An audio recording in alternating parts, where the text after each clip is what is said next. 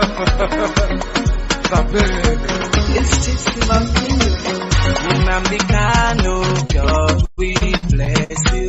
Mazi Shemi, for God we protect you. Shika Edoke, you are leader. Jojo Imbe, Mazi Shemi, for you are I feel the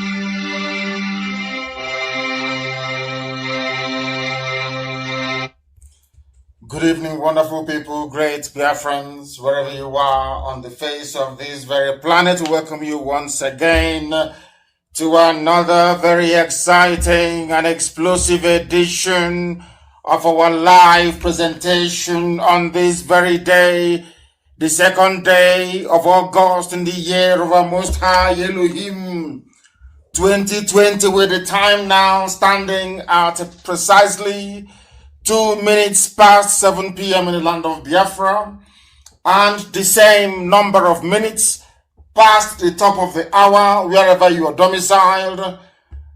We say good morning, good afternoon, good evening, and good night to some of you, because right across the face of this very planet, men, women, and children are gathered to listen to this very gospel this evening.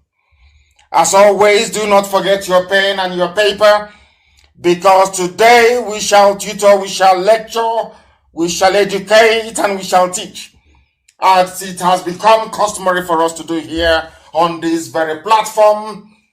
My name is Nnamdi Kanu. I am the leader of the indigenous people of Biafra all over this very planet Earth, the director of radio Biafra and Biafra television, and by the very special grace of the Most High,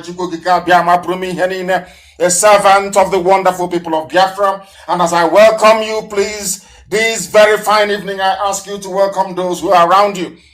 You can get us via my page on Facebook at Mazi Nnamdi Kanu. We are on FM, because those of you in Abuja, you are listening. I know that some of you in Abuja will not be joining us via Facebook this evening. They are listening via their radio. We are on 102.1 in Abuja. We are taking this very gospel to the very epicenter of Lucifer. We are going to the place where Satan is domiciled. And this evening there will be light in Abuja, I assure you. Light of the enlightening kind, not the one that comes from NEPA, because this one you can never ever extinguish. Those of you in Abuja, we welcome you to our broadcast. Those of you in Akom, you are part of us, we welcome you. Those in Calabar are listening. Right across Biafra land, people are listening. Even as they send their Janjaweed Miyeti Yala terrorists to my house in Isiama Faruku, we are live and we are direct, and the whole world is listening. The commissioner of police in Abia cannot say she doesn't know about this. The governor cannot claim they don't know. Miyeti Yala are now part of the police and the army. They are all terrorists, and they are encamped in front of my house. This very evening, we are reminding the whole world that they may know what is happening in the damnable Zoological Republic. We are live and we are direct. As I said earlier, if you do not have your pen and paper ready with you, you are doing yourself a great deal of disservice, because here You are going to learn the things you never learned before. Because of the nature of our program this evening, I will not take much of your time in our usual intro. I will proceed very quickly to go and pray because we need to pray. Chukwokika is in heaven. We give him every adoration and every glory. This evening we are going to pray from the book of Psalm. That is Psalm 52. We are going to pray because our freedom is very, very near. The forces of darkness are rising up. The children of hell, they are rising up from everywhere. We know what Loretta Noche is doing with some of them. People are very hungry. People are starving. They come from very poor backgrounds and they need money to survive. And that's what is providing it for them via Loretta Onochie. But this evening we shall go on to expose the darkness in the zoo, all the hidden things they have done, because as we are live on air right now, they are panicking, of course, they are shaking. Wherever they are wondering what revelation is the world going to hear this very day. But before we do any of that, we must go on to consult the Most High Chukwokika Biama Primi, the creator of the heavens and the earth, without whom we couldn't have been here today. The same God of IPOB, the same God of Biafra. Please bow down your heads and let us pray. It was the prayer of David. The prayer of David when he went to the home of the Edomite, to where Saul had gone to. And David prayed to Elohim, and tonight we pray the same prayer. Why do you boast of evil, you mighty man? Why do you boast all day long, you who are a disgrace in the sight of God in heaven? We are talking about the Janjaweed, those who are converting terrorists to soldiers, those who are killing soldiers, and terrorists are now assuming their position and their place. We are talking about these boastful people, those who are in Asorok, the remnants of those who are alive, those who wear masks to deceive, those who lie to deceive over 200 million people. Your tongues plot destruction. It is like a sharpened razor, you who practice deceit in the zoological republic. All you saboteurs and traitors, you love evil rather than good, falsehood rather than speaking the truth. You love every harmful word, oh you deceitful tongue emanating from the zoological republic. For surely God will bring all of you down to everlasting ruin. The same way that Buhari fell, Abba Kyari fell, Issa Funtua fell, so shall all of you fall. Because Elohim will snatch you out from your tent and will tear you apart. He will uproot you from the land of the living and destroy you, all of you, Maman Daura and the rest of them. Those who are encamped at my house this very evening, destruction shall be your portion. For the righteous will see and will fear.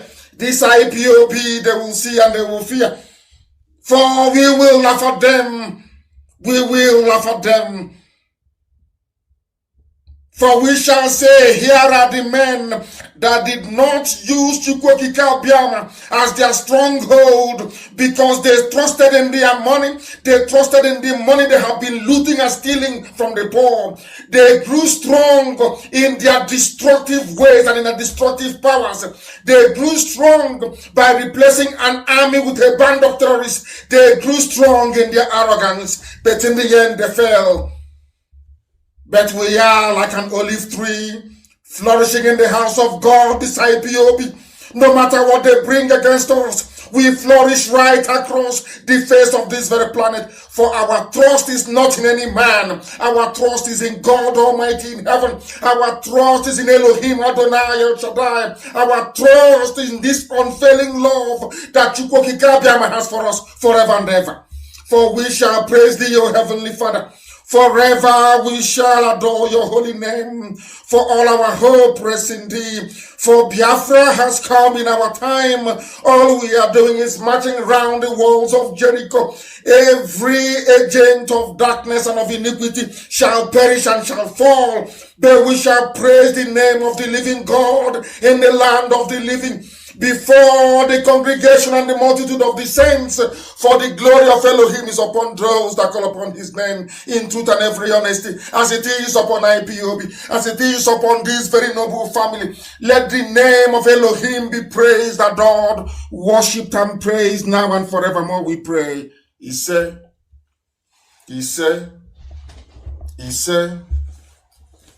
we must preach this very gospel, that heaven may bear us witness. Later on, I don't want people calling. If you call this line, I will block you. If you call any of our lines, I will block you. You should be paying attention, not making phone calls. Pay attention. We are not like anybody in the zoo. We are IPOB, we are Biafrans.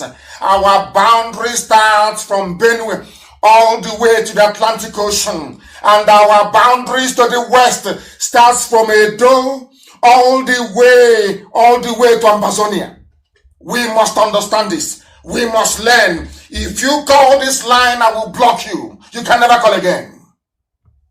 You must listen and pay attention. You are not a product of the zoo. You are a Biafran. We are Biafrans right across this very planet listening. And we are taking this very gospel into the heart of Abuja, into the heart of darkness, that they may reason the same way that we do.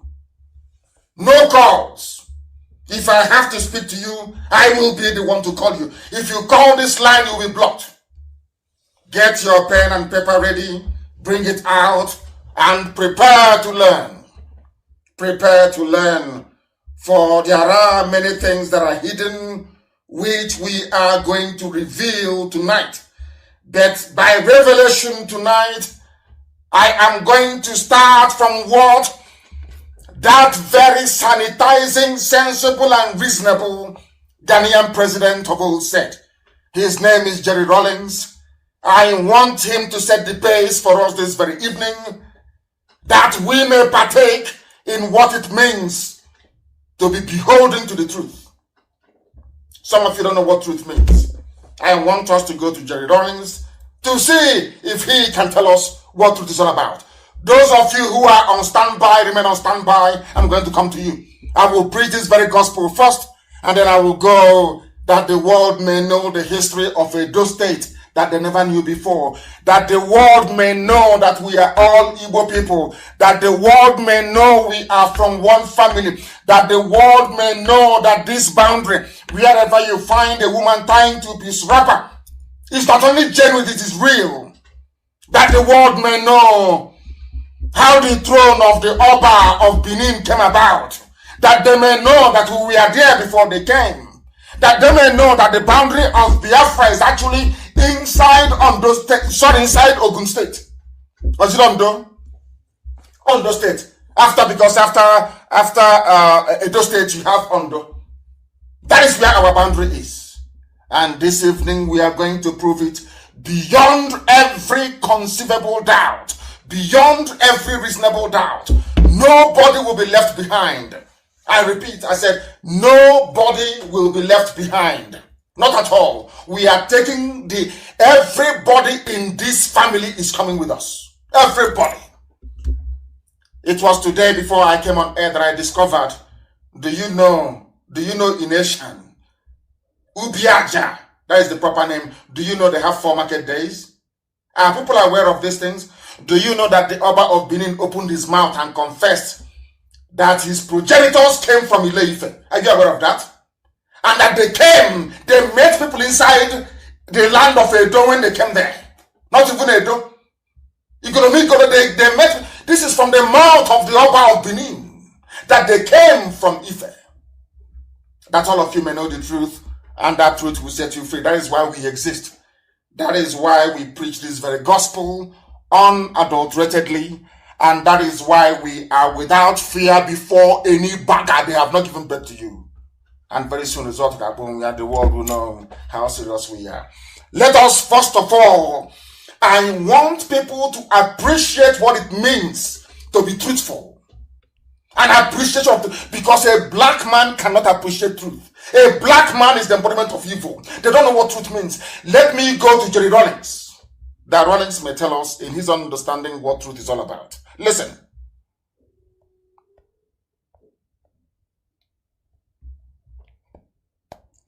The chemical interrogation test. Listen. I would dare you to go and line up some of your finest policemen, some of your finest heads, some of your finest, what you call it, judges. Make any allegations against me, you included. Whatever questions you want to ask, take me through a chemical interrogation. I will be the one who will pass. I wonder how many of you will pass. You know something, Chief? If we can learn to be bold enough to restore the value of truth in our society, yes, then we will have justice. Without truth, we cannot get justice. Are you listening? Without truth, no justice. We cannot get justice. And that's why we're suffering. Truth is so important. You know what Gandhi said? I don't need Gandhi to tell it to me. Gandhi said he was looking for truth in God, only to discover that God was in truth. How beautiful. How beautiful. Did you people hear that? When people have issues with the way we preach this very gospel, it is because they cannot comprehend the truth. This is from a man that every sensible, or should I say conscientious person in the damnable zoological republic is pleading and begging for one military officer to emulate. This is Jerry Rawlings, the man responsible for cleansing and sanitizing Ghana till this very day. That Ghana is sensible today is down to this very man. Do you know what he did? He killed every corrupt individual in Ghana. That is why Ghana is sensible today. What this very important man is saying is that truth is essential in everything you're doing in life. And Jerry Rawlings went further to say the absence of truth means the presence of injustice. The reason why people are suffering in the damnable zoological republic is because there is no truth in the system. Is because an average Nigerian do not value the truth. And that is why there is injustice everywhere. That is why there are killings everywhere. That is why terrorists are replacing soldiers in the army. That is why terrorists are replacing police people. That is why a terrorist organization can rise up and say, we are floating a vigilante right across the whole nation. When you know that that vigilante is army and police. The Mietiala vigilante is army and police. They used to kill. Have you seen all the people with fake army uniforms and fake police uniforms all over the place? Fulani people from right across the Sahel wreaking havoc on the lives of people. Yet you cannot speak. Yet you cannot talk. Now you understand why we are very, very important in your lives. Why even as of today, people of Nasarawa are beginning to recognize that we are fighting for the liberation of everybody. We want Biafra, yes, but we want others to be free as well. We want everybody to be free. You cannot be free when you are living in lies. You cannot be free when deception is part of your daily existence. You cannot be free when you abhor the truth. Only truth can set you free. Even Rawlings knows. Him of all people ought to know. And when you claim you believe in God, the only thing that you can see in God is truthfulness. Nothing more, nothing less. Only truthfulness. If you cannot find truth in God, it means you're not a human being. It means you are not a truthful person. And once it is recognized that you're not a truthful person, you are not deserving of justice. That is why the zoo, Nigeria, they don't deserve justice. Nigerians don't deserve justice. That is why there is impunity. That is why there's so much stealing and corruption. And that is why there is retrogression and backwardness. That is why nothing seems to be working. That is why people are suffering, and that is why they are dying. Because they abhor the truth. And the scriptures made us to understand that you shall know the truth, and that truth shall set you free. That is why we are here this evening, to preach this very gospel uncompromisingly, that the world may know. And where are we going to start our gospel this very day? We started from the very old problem, because we must be truthful to ourselves. If you are not truthful to yourself, there is no way you can get out of the mess you're in. Let me give you a very simple example for those who do not know. When you're sick, you have appendicitis threatening to rupture in your stomach, and you go to the doctor and you say to the doctor, oh no, I have toothache. And the doctors will be spending their time battling with toothache, whereas the problem you're suffering from is in your stomach. As you're busy lying, the appendix ruptures, contaminates your entire alimentary canal, and if you are unlucky, you will die from it. The reason why you are dying is because you lied. You failed to disclose that the problem you were having was appendicitis. The same thing is applicable to all the animals in the zoo called Nigeria. They lie to themselves. Your average Nigerian is a natural born liar. A natural born liar. They were born to lie. That is why everybody's suffering. And that is why nobody wants to confront the truth. Nobody wants to stand up and say, what is happening is evil. What is happening is not good. Let us try and change it. Never. Because they are lying to themselves. They are lying to themselves they can be in the same country with the Fulani. They are lying to themselves that you can be in the same country with people who come out openly to extol the virtues of terrorism and lawlessness. All of you know this. That you are cowardly. You close your mouths, you cannot speak. They give you money, you take it, you pocket it, and tomorrow you want things to be better for you. It cannot be. Somebody called Douglas Anele has been writing brilliantly. I think this is the third installment of what he's been writing. Was the amalgamation of the North and the South a mistake? A very simple question. When Lugard came and decided to join us from the South with those of them from the North, was that a good thing? Let me tell you one good thing that will shock everybody. Do you know that had the amalgamation taken place without the inclusion of Fulani in it, things would have been better in the zoo, Nigeria? Are you aware of that? The only reason why there is suffering and pain is because of the Fulani Janjaweed included in the zoo. And I have said this repeatedly. I want somebody anywhere in the world tonight to tell me any country, any territory, any town, any village that a Fulani is in charge and they're doing very well. Give me an example, because there is none. Absolutely none. Now, the man said that the failure of Azikiwe and Awolowo to unite against Sir Robertson's northernization agenda. Sir Robertson is a British man. But when they came and they found that the Fulanis were willing tools, they converted them to their agents. They became their house niggers to now go and do their evil deeds for them. The question this author is asking is, why was it impossible for Azikiwe and Awolowo to agree? And the failure of Azikiwe and Awolowo to agree is why we are in the mess we are in today. Do you know that had Azikiwe and Awolowo said no to 1914 amalgamation, that would have been the end of it? But they disagreed. And because of that, the zoo came into being. Do you know what this very author said? He said that the agenda of the British modernization agenda is regrettable because it not only allowed Britain to get away with odious political shenanigans that unjustly favored the North, it also laid the foundation for the subsequent entrenchment of Fulani mediocrity colonization, which over the years has crippled the zoo. That colonization is now happening in your backyard.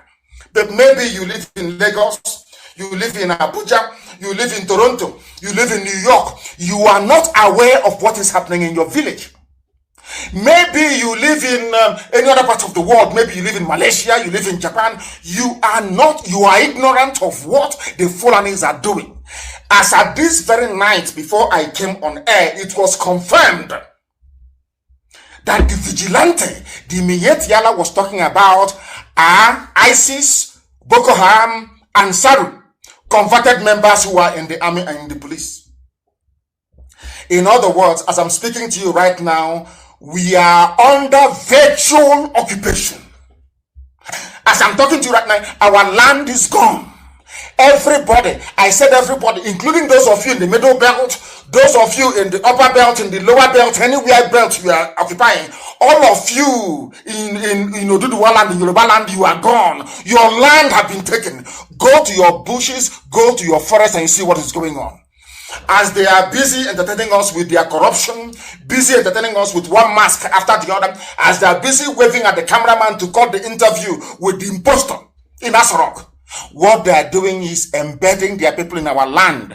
I came off a meeting this very evening and I told them that the same mistakes the Hausa people made that enabled the Fulani to overrun them, sadly enough, is the mistake that every ethnic group in the zoo called Nigeria is making today. The same mistakes. And the funniest thing is that if you don't learn from history, history will consume you.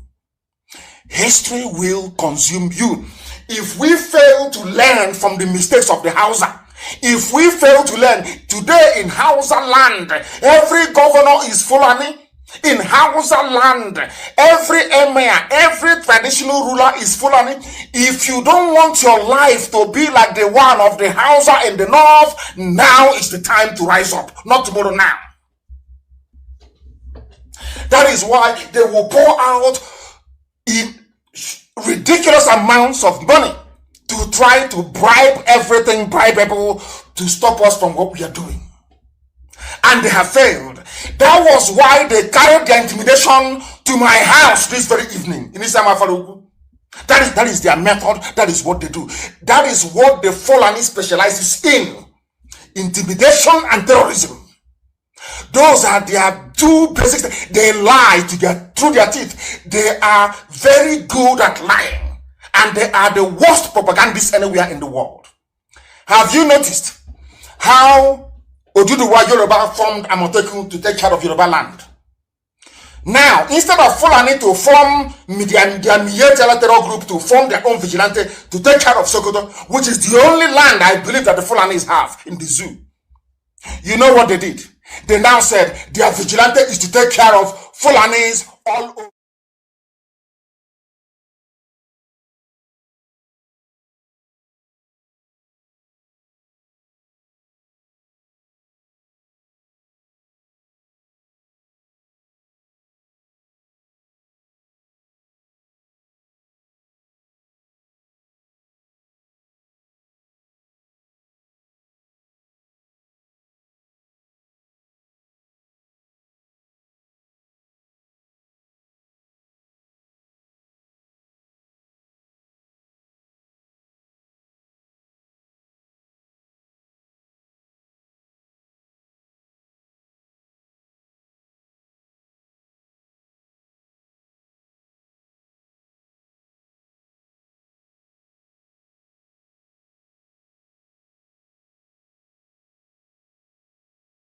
And they are the worst propagandists anywhere in the world.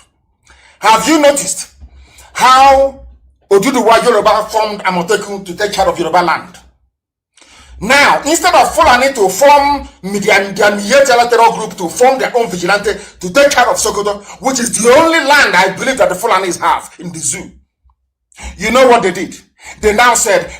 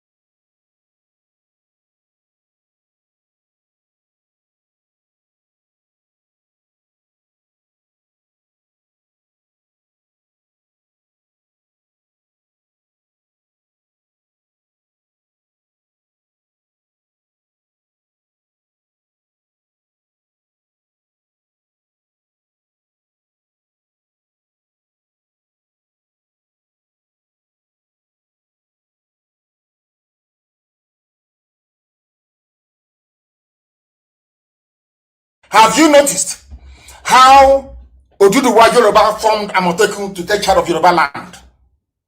Now, instead of Fulani to form their multilateral group to form their own vigilante,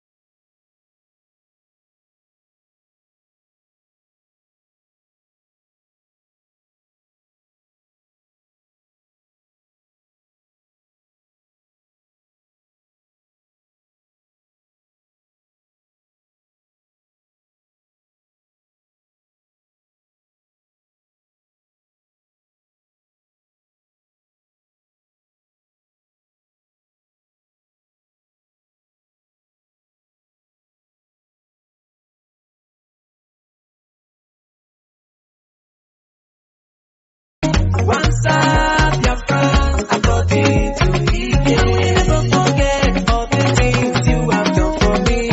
Once up your front, according to Ike. Nigeria as their homeland, because they have summed up our behavior. They understand that with a little bit of money, once you give the politicians and their elders money, they sell you down the drain. The same thing we did during slavery. The Fulanis now know that with money, they can buy up everybody. And that's exactly what they're doing. And that is why your village, I'm sorry for some of you, by this time next year, unless you support IPOB and what we are doing, your villages will no longer exist. I'm telling you the truth. They will be taken over by the Janjaweed. And let's see then what you're going to do. And meanwhile, it is about peaceful, them and their lies, peaceful coexistence. Let's coexist peacefully. Meanwhile, terrorists are in the army. Peaceful coexistence. Meanwhile, patriotic soldiers are being killed by terrorists. Let us live peaceful cohabitation. And they are taking your land. Peaceful cohabitation. Your mothers cannot go to the farm anymore. Peaceful cohabitation. Checkpoints everywhere killing people. Peaceful cohabitation. And your lives are being drained away. Those are their lies. People, sometimes you cut off your nose to spite your face. Because perhaps some of the idiots before, my happiness is that a majority of our people understand what we are doing and they are in support of, I said 99.9% of our people. Forget those being controlled by Loretta Onochie. They are doing what they're supposed to do because they will always sabotage us everywhere. But what I want to reassure each and every one of you is that from the beginning, the Fulanis never wanted the zoo, Nigeria, to be one. They never wanted independence. They preferred the white man to be ruling them. From time, they brought out themselves as the house niggers, and Britain rewarded them for their loyalty and servitude. And we are suffering. Nobody, I think I saw somebody tweet today about revisiting 1914. That is how sensible, reasonable people ought to behave. This our brother has been asking this question all the time. All the time. Those who were at the forefront of independence for the zoo, Nigeria, we are all southern politicians. Anthony Nahor, Nnamdi Azikiwe, Awolowo, and all the rest of them. In the north, these people trying to educate you about the love of zoo, Nigeria, they are the ones that went to a conference in Lagos and walked out and said, if you don't allow a white man, the British, to continue to rule these black people here, including us, then we don't want Nigeria. Fulanis opened their mouth and said they want to be slaves to the British. And as a reward, Britain gave them the zoo to manage for them. That is the reality today. Ask yourself, what did Jonathan do during the time of Jonathan? Before Obama connived with Cameron to remove Jonathan. Everywhere in the world was, oh, Nigeria is bad, the corruption, the government is failing. But now, not only do you have corruption, you have terrorists, killers and murderers in the army. The government is taking murderers and killers and putting them into the army. Not only that, you are hearing about the type of looting that will make you vibrate. A woman, Sadia, whatever her name is, took 850 billion, squandered it. Olisabetu is in jail for 400 million naira only. She's Fulani. All of you are there, everybody, both Yoruba, Oduduwa, both all of you from Biafra land, every ethnic nationality, they made all bands. How many are these Fulani people? Let me ask you a simple question. All these Fulanis, they make sure you don't have electricity. Some of you don't know that the lack of electricity is a deliberate government policy to impoverish everybody. So you don't know that? They used what I call the maxim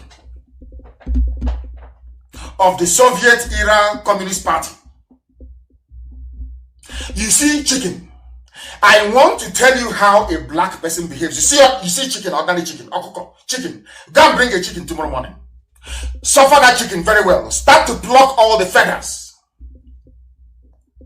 Pluck all the feathers from the chicken. You see the chicken will be crying as you're plucking all the feathers away from it. After plucking all the feathers, starve that chicken for a day. Believe you me, on the third day, put corn in your hand or rice. That chicken will come to you. That chicken will forget what you did to it. It will forget all the pain and all the torture. The only thing that matters to the chicken is that piece of rice you have in the palm of your hand. That is the way that black people behave.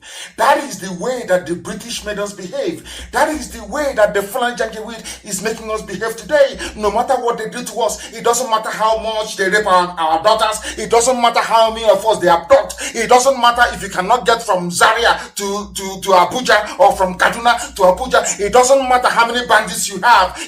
Nothing shocks us anymore. No amount of bad news is even going to move us anymore. As long as we are hungry and we are crying and we are asking, let us feed the stomach. I said this thing before about black people. When we started this very movement, I said to the whole world that the problem you have in Africa is that a black man can never put away the need of the stomach in order to pursue the liberation of his soul. He will always put the stomach first. And that is the mess we are suffering today. And that is why when people ask, how about 1914 amalgamation? I said to them, it was the stupidity of the South that allowed the Fulani Janjaweed to take control of our lives. And that is why we are suffering till this very day. In a country where all of you saw it with your two naked eyes. You knew that the elections were rigged. You knew that Biafrans were disenfranchised in Lagos, disenfranchised in Kaduna, in Zaria, in Abuja. Everybody saw it. The EU observers noted it in their paper. Some polling stations were burnt down. All of you saw all of these things. Now, let me ask you a question. How do you intend to change all these things? With this your attitude of, 2023, 2094, Edo State, or Pastor Keith versus whoever. Let me ask you a simple question. Have you suddenly forgotten all the things that happened in the past? These are the things that make me wonder what type of God created an average Nigerian. I don't understand it. Anyway, you were not created by God. You were created by Lugard. Now you understand it? Because people are fooling themselves. People are fooling themselves. There is something written in the Times newspaper, and I want this thing to be published, please. I want it to be published tonight, immediately. I want it published on my page. I want people to understand a letter that was written in the Times of London, July 15, 1998. I repeat, the Times of London, Wednesday, July 15, 1998. Let me read it for you. It was written by a white man. You understand? Written by a white man. His name is Peter Smithers. Peter, P-E-T-E-R, as you have Peter. Smithers is S-M-I-T-H-E-R-S. He wrote it. He was writing to the British government. He's a white man. He's British. As I said before, the British people are very conscientious people. An average Briton is a nice human being. An average Englishman, an average Scottish man, an average Welshman, an average Irishman. They are wonderful, beautiful people. But once you take them away from the streets of London or Belfast or Glasgow or Edinburgh, as the case may be, or Cardiff, and you put them in the Foreign and Commonwealth Office dealing with colonial matters or dealing with Africa, they turn into beasts. They turn into monsters. I don't know why. Somebody wrote a letter. It's called the Nigerian Lesson. This is in the Times of London. As I repeat, Times of London, Wednesday, July 15, 1998. Somebody kindly sent it to me, and I'll read it so that the whole world may hear. This is from Sir Peter Smithers. He's a knight of the realm. The proper sir, not the sir you have in the zoo. These are the proper, these are the knights of the realm of the British Empire. Now listen. Sir, I'm now reading verbatim the letter written by Sir Peter Smithers to the Times newspaper of London. Listen, sir, during the negotiations for the independence of Nigeria, the view of the Secretary of State at that time, with which I agreed, was that in Nigeria, we should attempt to put together a large and powerful state with ample material resources, which will play a leading part in the affairs of the continent and of the world. This was attractive, but it involved forcing several different ethnic and cultural groups into a single political structure. The negotiations were complex and very difficult. The chief problem, as I recall, or I remember, relating significantly to the control of the police and of the military. All right, please make sure you like the video. I noticed that some of you have not liked the video, and Madam Origin said that there's no sound. I think the sound is back. Do me a favor by clicking on like button. I noticed that only few people have liked the video. One, for those of you watching on phone, if you want to know how to like, maybe I'm struggling to locate the like button. There's a 3 dot at the top corner of your right hand side. Just tap it and please just like the video there. And if you're watching from laptop or from phone, from laptop or any maybe your computer device, you can just hit like button. And somebody said that why is it not working? Then yeah, I think it should be working. The like button is active, so just maybe you can refresh your system. Please do me a favor, like the video, very, very important. Yes, the stand is back. Yes, the stand is back. Please like the video if you have not. God bless you. Thank you. Listen carefully, please. In the retrospect of 40 years, it is clear that this was a grave mistake. which has cost many lives and will probably continue to do so. It would have been better to establish several smaller states in a free trade area. Even some British people realized after 40 years of failed experiment called Nigeria. Sir Peter Smithers, who worked in the zoo colonial desk, he is writing, we wanted to build a country that is so big that we can control, more or less. And that very big country. Our problem then was who to give the police and the army to. And they gave it to Fulani. The man is now saying, with hindsight, after 40 years, many people, he wrote this thing in 1998, not 2020, 1998. This white man knew that Fulanis were using army and police to kill people in 1998. He said, after 40 years of this experiment called Zoo, Nigeria, that they created, that it is a mistake. White man is a mistake. Now, he said, we should have gone for small states. Now, this goes back to our Aburi conference. Our people should be able to reason. This was the reason why Britain said no to Aburi. Because Aburi was about confederation. Ojukwu went to Aburi, agreed confederation, came back home in Enugu, and Gowan launched a war instead of implementing that Aburi that would have allowed smaller nations to emerge, but in a free trade zone called Nigeria. Gowan said no because British told him to say no. Because Britain wanted a large country that has influence in Africa that they can control, but to achieve that control, they needed to place the military and the police in the hands of the Janjaweed, Fulani, Miyetiala. And that was what they did. And that is why we are suffering till today. This man said people are dying. Let me continue. In exculpation, it must be said that we did not then have the examples of the collapse of Yugoslavia and of Soviet Union before our eyes. In other words, the man is saying that Nigeria, the zoo you have, Nigeria to some of you, is the same thing as Yugoslavia, the same thing as Soviet Union. And it is bound to collapse. That is what this man is lamenting in 1998. He is saying, we did not have the benefit of the collapse of Soviet Union or Yugoslavia to tell us what to do in the case of the animals in the zoo, Nigeria. Are you listening? This is from a British man, a high-ranking officer. He is a sir, he's a knight of the realm, Sir Peter Smithers. I will continue. It should now be clear for all, but the willfully blind. This is how intelligent this man is saying. It is clear to everybody, to both cockroach and rat, okay, Mochicha, everybody knows it is clear, unless you're living in denial, unless you are a denier of the truth, unless you are foolish. This is from a white man, please, not me.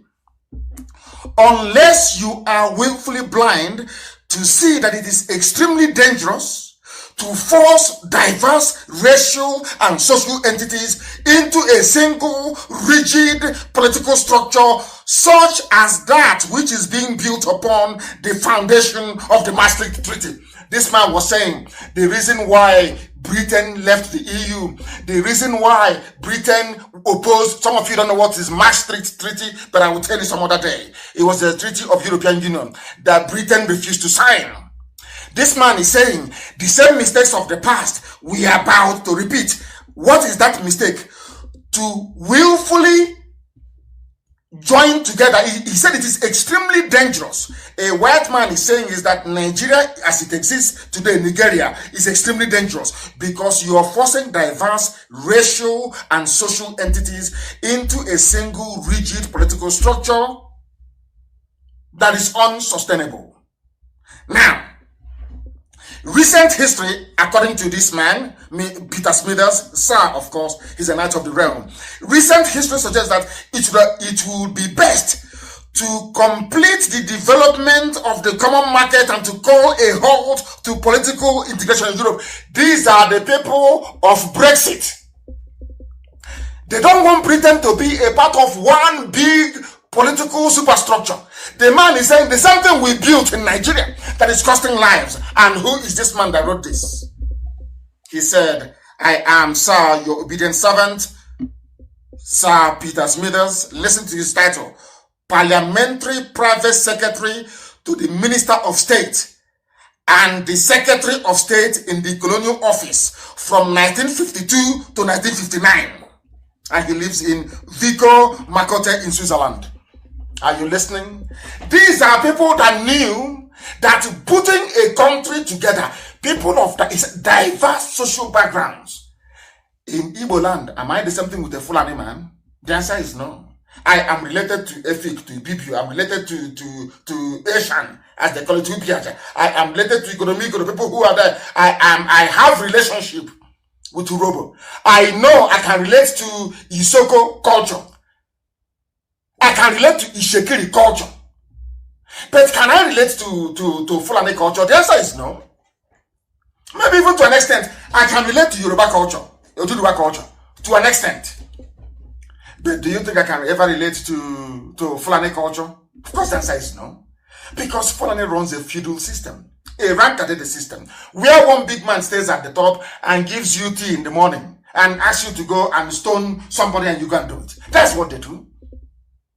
Do you see the difference between an egalitarian society and one that is so structured that order will come from the emir or from the Sadiki or whoever? We are not like that. That is not democracy. And that value system was what the Fulanis brought to Asorok. These are the things that your so-called social scientists and your political analysts don't understand. What is playing out in Asorok today is the same janjaweed feudal system, where one person stays at the top and just keeps distributing money that they did not work for. Money that they didn't earn. That is what is happening in the zoo. That same thing was what they brought to the center in Asorok, and some of you are too blind to see it. When we tell you that the zoo, Nigeria, is unworkable, try to understand there is no nation on this earth where you have divergent values, divergent cultures and traditions welded together into a nation is a lie. People might say to you, oh, how about USA? Everybody is there. Yes, but if you're coming into USA, you are swearing an oath of allegiance to the Constitution. That Constitution is an Anglo-Saxon Constitution. It is a reformist Constitution, not even Catholic. Not Catholic, it's Pentecostal.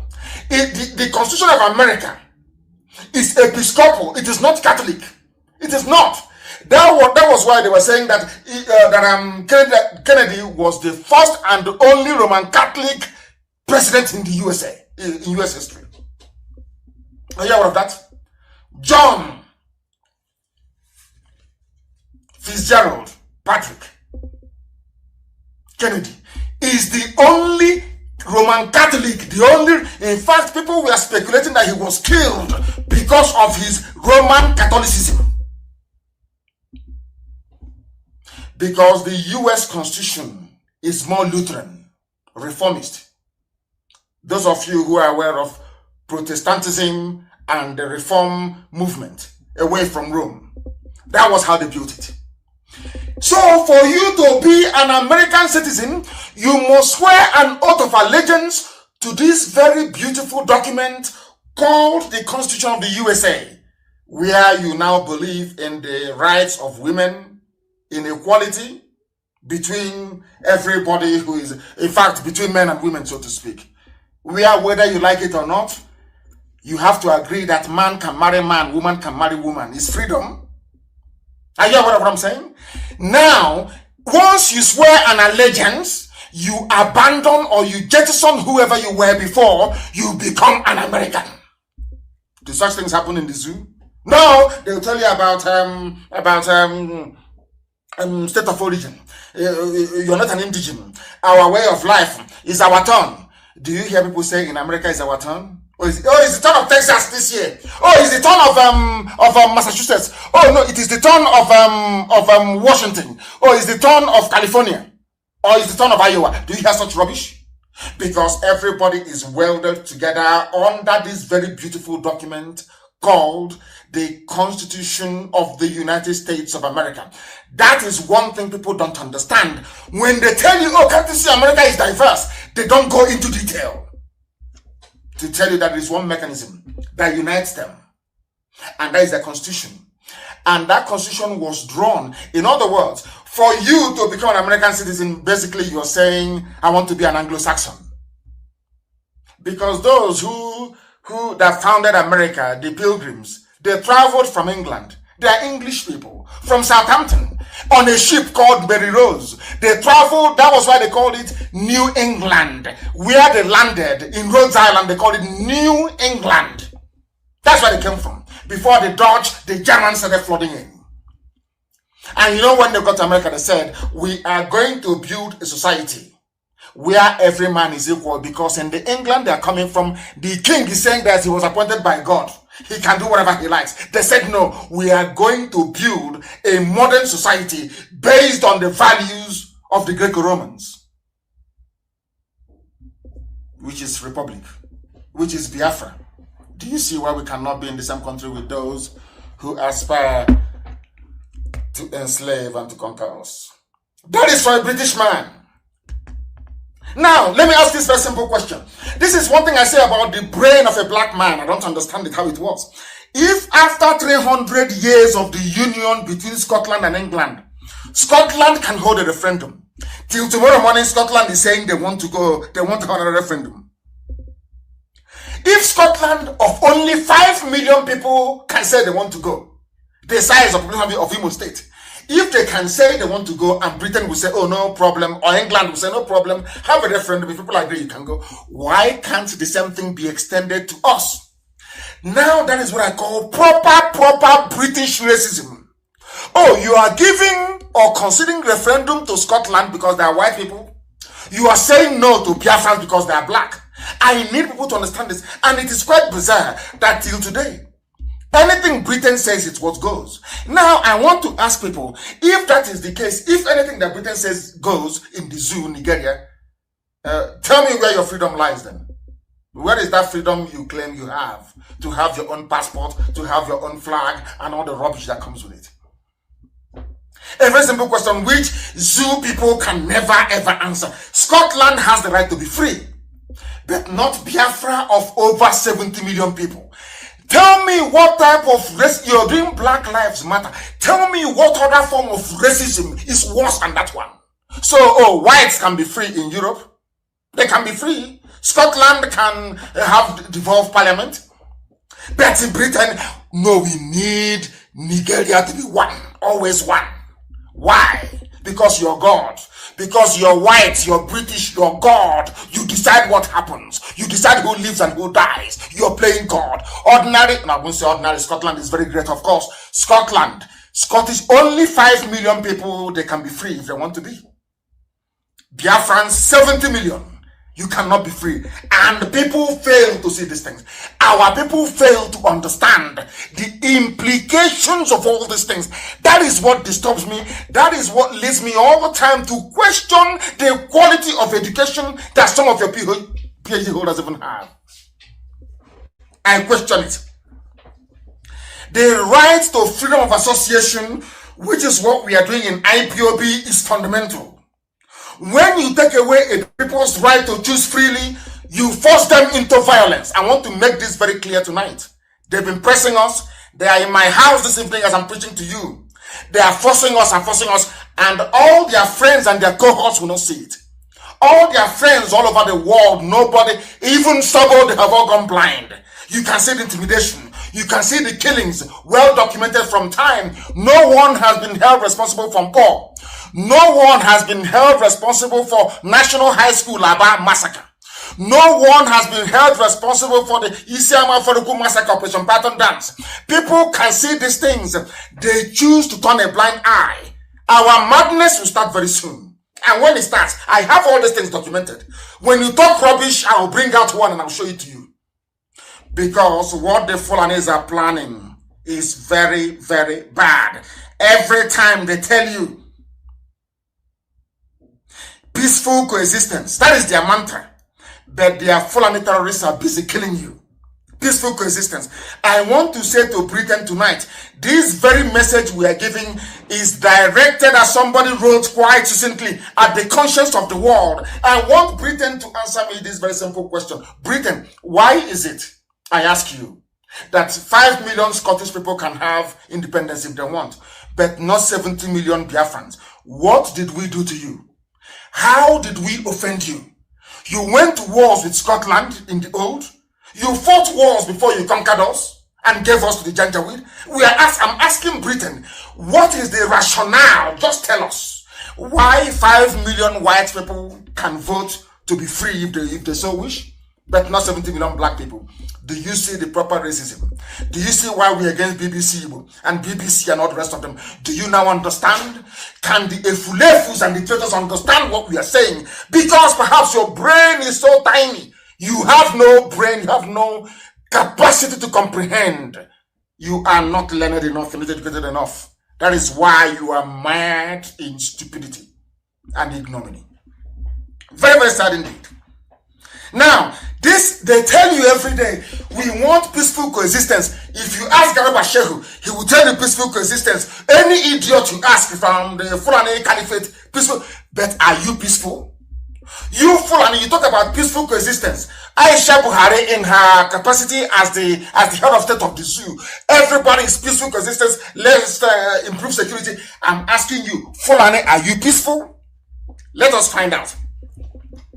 They released somebody who claims he's a former, not claimed, but a former terrorist with Boko Haram. They asked him a question. He said, I can't remember the number of people I have killed because there are so many. This is the type of person in an army. And the people go to sleep and they wake up every day, they pretend everything is normal. This is something I can't understand. People go to sleep, they wake up in your army. They can post this man to your village. He said, people go into the army, isn't it? Maybe due to your rank, you've done very well in military school and all the rest of it. This one, his only qualification is that he has killed so many people. He has killed so many people that the only thing the Fulani hierarchy in the zoo can think of is put him in the army. Tell me what he's going to do when he sees a very pretty girl in your village. Because they know now, the Fulani know they can kill anybody and they will get away with it. They killed the daughter of Pa Fasoranti, their Fanifere leader. Has anything come of it? I think people made noise on Facebook and on Twitter. All of us, we are writing, Pa Fasoranti's daughter is dead. Did anything come of it? No, nothing. Now the Fulanis, they understand, as long as the daddy Britain is there to protect them, because anytime something happens in the zoo, the international protocol says that you first go to the colonial master. Anytime there is a problem, you must first consult the colonial masters. I learned this lesson in 1997. I went to the USA ambassador's residence in London, Grosvenor Square then. 1997. I went there with my good friend Ifeanyi Irebu. We met the man who is in charge of the Africa desk. His name was Walter Fulmer, PhD of course. Dr. Walter Fulmer. He spoke to us and he told me clearly, United States of America cannot do anything in Nigeria without the approval of Britain. Face to face in 1997. I will never forget, 1997, September, I was there with somebody, Ifeanyi Irebu. We went to the same unit together. He was a year behind me at now is London Metropolitan University. He read politics. I did politics and economics, political economy. Ifeanyi Irebu, I left. Oh, Chineke, my goodness. He told us we cannot do anything without the say-so of the British. Face to face. The places we have been to, the things we have seen on behalf of Biafra, you won't believe it. You can't believe it. Now, let me tell you something you don't know. His name is Usman. He is one of the 602 ex-Boko Haram terrorists who completed their de-radicalization, rehabilitation, and reintegration program in July, according to a report by a Zoo newspaper. Now they asked him, He said he is thanking the Nigerian government for giving them a new life. Usman said, none of us was killed during the deregulation process. I really enjoyed my stay in the camp. But people who are not armed are being killed. All of you are quiet. All of you must remember what I'm saying. And my happiness is that every program we make, we have it in storage somewhere. You people are here now, laughing, drinking your gulda, having fun. When people who are not armed, just holding a meeting, they are being killed. The army of the zoo, their police is in my house, terrorizing people. Whereas somebody that said, I have killed so many people, I can no longer count. That person is in the army. But those that have not killed anyone, the army is in their homes killing them. Now tell me how stupid people can get. You think we've forgotten? No, we have not. I'm saying all these things because when our own madness starts, you will not blame us. Now, somebody who has killed so many people he cannot remember is in the army. A group of elderly mothers who have not killed any fly in their life, they are being besieged by the police in Abia State. And I wrote something on my page before I came on air. And I said to Britain, you will not warn your lapdogs now. You won't warn them. The day our madness starts, it will be Britain who will be at the forefront, saying that what Nnamdi Kanu and his volunteers are doing is not good. They will be the ones propagating it for the Fulani. Because the job of Britain is to keep the zoo one. It is here. Official. But the same Britain was instrumental in the collapse of Yugoslavia. Margaret Thatcher was instrumental in the fall of Soviet Union. But because those people are whites, they're Europeans, they're whites now. They deserve freedom. You people in Africa, according to British government official policy, you are niggers, you are nothing, you are animals, you don't deserve to be free. That's why we're in bondage. Do you think that Britain cannot call up the Janjaweed and tell them? Do you think that they cannot call up the Janjaweed and tell them? They can't tell them to go back to Aburi. Britain has the power to say, go back to Aburi. But they will not do it. Do you know why they won't do it? Because to them, you are not a human being. Forget all the wishy-washy, hypocritical, equality garbage. No, they don't believe in it. You are nobody to them. Before their sight, you are a nobody. That is why the army can go and recruit murderers and killers. Has Britain complained? No. Has anyone complained in the world? No. Have you heard of European Union, any world power complaining or saying to Nigeria, how can you bring murderers and killers into the army? No. No. Because we are nothing. Because we are blacks in Africa. Unbelievable. Now I want you to listen to this, please. Very, very important. These are people telling you about peaceful coexistence. That is have this in mind. Anytime Fulani wants to commit atrocity in life, they always come up with a slogan. When the late Buhari took over power in 1983, he said war against indiscipline. Do you know what he did? He went back and started killing Biafrans. He was killing Biafrans who were in jail before he overthrew Shagari. The same man, that is the hypocrisy of the Fulani, the same man telling you about treason, committed treason himself by overthrowing a democratically elected government. But his supporters and Tinubu never saw it. They never complained. The whole world, he's a reformed Democrat. That was what they said. Because they wanted to sell you a very bad product. They said peaceful coexistence. Now let us ask ourselves this question. Those in southern Kaduna, are they living peacefully? Are they Biafrans? I want every ethnic group in Nigeria. I want everybody in that zoo to understand this very simple logic. The Fulanis can never love you. You think the Fulanis hate the Igbo man, the Fulanis hate Biafra as a concept, that they will love you? No. That was the nonsense they sold to Goni people, the same nonsense they sold to to Niger Delta, or those who foolishly identify themselves as Niger Delta. That was the same garbage they sold to them. The same Edwin Clark you see crying today, the same garbage they connived together to sabotage Biafra. But everybody's crying today, isn't it? It's no longer an Igbo man. Yoruba is crying. Everybody's crying now, isn't it? Across the TV, people are crying. Idoma, everybody in the zoo, Southern Kaduna, everybody is crying. Baggy, they are complaining in Abuja.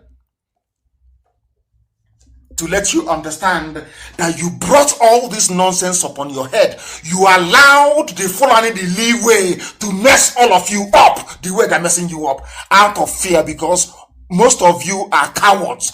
Most of you cannot rise up against the Fulani the same way that IPOB has done and will continue to do until Biafra comes. We're not going to stop. You think we're going to stop? Rubbish. We are not going to stop. Southern Kaduna are dying. This report is saying indigenes allege government support for ethnic cleansing agenda. It is a Fulani agenda. It was the blueprint by the dead Buhari. They wanted to kill people, to take away from your villages, to take over. Italy cannot talk. Oh, there is Egypt. France is not going to talk to you because there is ELF. There is Total. They are making money from oil and gas. So how are they going to talk? Even before we went to Israel, they gave them defense contract. And saying to Israeli businessmen, go and tell your politicians, don't listen to Nnamdi Kanu. I was in Israel, they were telling me to my face to face. Anything I tell is not second-hand, is what I am involved in. And I keep asking myself, why? You go to US, there are US business interests. So anytime there is trouble, let me tell you the way they play this game. Very, very clever people. Fulani, or should I say British, giving them the brain. They gave everybody something that is a portion of the zoo you are enjoying, including Czech Republic. Do you know that that plane that flew to Switzerland later on went to Czech Republic for servicing? Their Air Force One. They will be wondering how I know. Do you know that they're buying arms from Czech Republic? Do you know that? So now, because there is a very healthy, sizable IPOB family in Czech Republic, you know what they do? They go down and say to them, oh, you're there. You have our contract. We are giving you defense contract as they did in Israel. How come you're allowing IPOB to be doing this? That the businessman will now pick up his pen and write a letter to their ministry, maybe Home Affairs, and say, I am so and so person. Our company is making so much money from Nigeria, and Nigerian government is saying that they're upset the way you people are cooperating with IPOB. Because of that, please stop it. You will see them, they will change their interview techniques during asylum, when we seek asylum. That's what they do. That's all they do. They now pressure the business in that country as they did in Italy with Egypt. Egypt is the one now contacting judges, telling them, oh, please, IPOB is this, IPOB is that. Because the zoo has put pressure on them. That's what they do. That is what they do. Some of you don't know this, but we know. And we are countering them every blessed day. If you know the battles we are fighting on a daily basis, believe you me, if you see us, you give us a very cold beer to drink. I'm telling you the truth. A serious battle. That's what they do in the zoo. Or is it in Germany? Because the people putting pressure on the government are the businesses doing business in the zoo because of the money they are getting. All of you are niggers, you can go to hell. That's what they say to you. You are a nigger, you can go to hell. Our concern is the money coming into Germany from Julius Berger, from Siemens. All of you can die. We don't give a damn. That is why what is happening in the zoo, all of you remember Rohingya. Have you all forgotten Rohingya?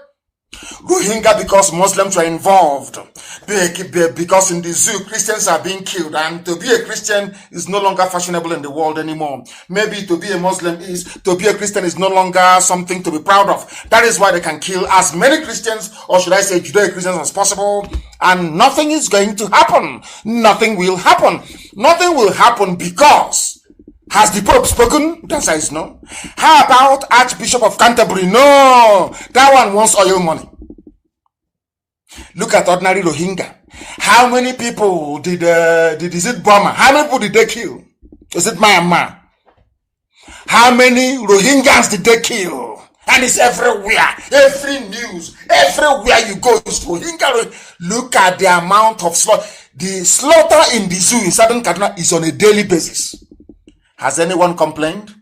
Have you heard people coming to say, oh, we are going to investigate? No, we are the ones, IPOB, pushing and keep pushing for US Special Envoy to come to the zoo to see the level of carnage and mayhem going on.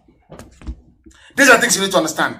Now, Miet Yala are the ones responding. They are saying that ethnic cleansing and genocide is not true. Now, Miet Yala, the fourth most deadly terrorist group in the world, they are now the government of the zoo. Some of you don't know this, but we do.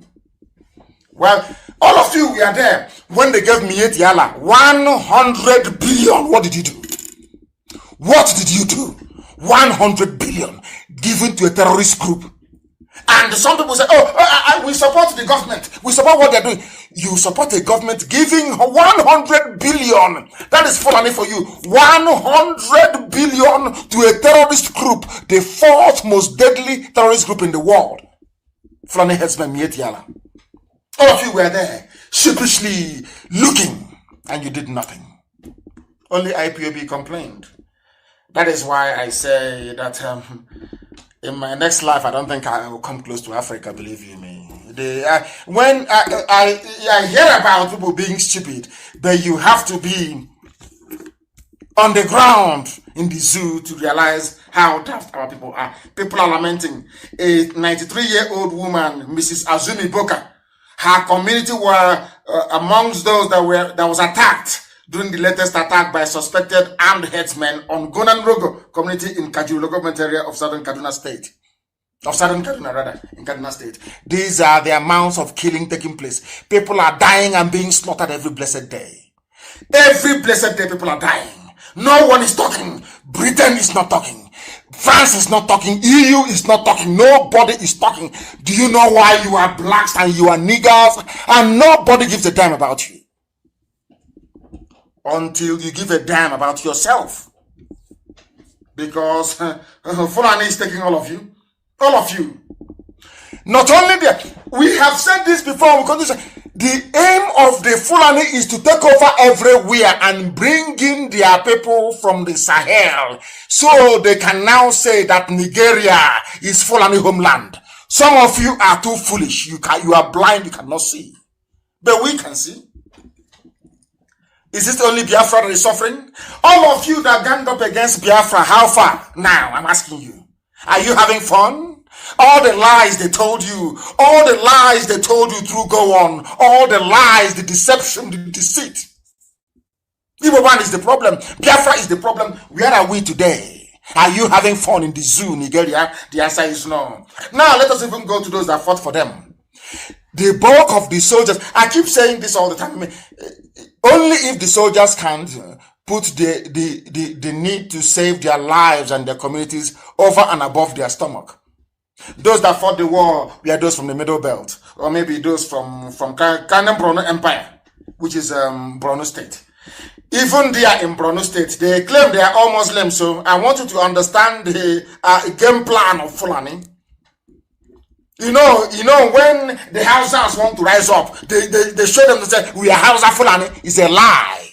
If you're Hausa Fulani, how come there is no Hausa man who is an emir? Show me one Hausa, show me one emirate being controlled by a Hausa man. There is none. And that is where all of you are heading to. The mentality of the Hausa, so reduced and so almajirized that they can no longer rise up again. Only if they listen to this gospel and develop some brain. The baggy people in Abuja, are you not agitating? Baggy in Abuja, are you not agitating to be free from the shackles of the Janjaweed? Some of you don't know this. Do you know that Abuja indigenous, the baggy, do you know they're agitating? People don't know these things, you know. Do you know that most of them are Christians that they're agitating? They tell you, oh, the North is Muslim, the North is one. Rubbish, pure rubbish. If the North is one, why are they attacking the home of the Shehu of Borno? Why are they attacking it? You know that it was only the Borno people that resisted the Fulani when they came. The Shehu of Borno fought them. You know the Fulanis, they don't forget. They've not forgotten. That is why the height of the terrorist activities going on in the zoo is in Borno. Fulani wants to break Borno at all costs. Do you know that people from Borno State are not Hausa people? Are you aware of that? Do you know that people from Borno State are not Fulani either? Do you know that people from Borno State are being killed by Fulani people? You don't know this. But on this platform, on this radio station, we will tell you, we will teach you, we will educate you, we will enlighten you, so those things that are hidden are revealed to all of you. Kanu Borno Empire has never been and will never be loyal to Sokoto Caliphate. That is the problem. The problem is that they refuse to relinquish the title of Shehu of Borno. They said no, we will not relinquish it. They said no. They said, okay, we are going to keep killing you. They keep appointing their Fulani emirs alongside the Shehus you have in Borno. Now, some of us think because they're all Muslims, somehow they are one. No, they are not. They are not. That is why the northeast of the zoo has no peace.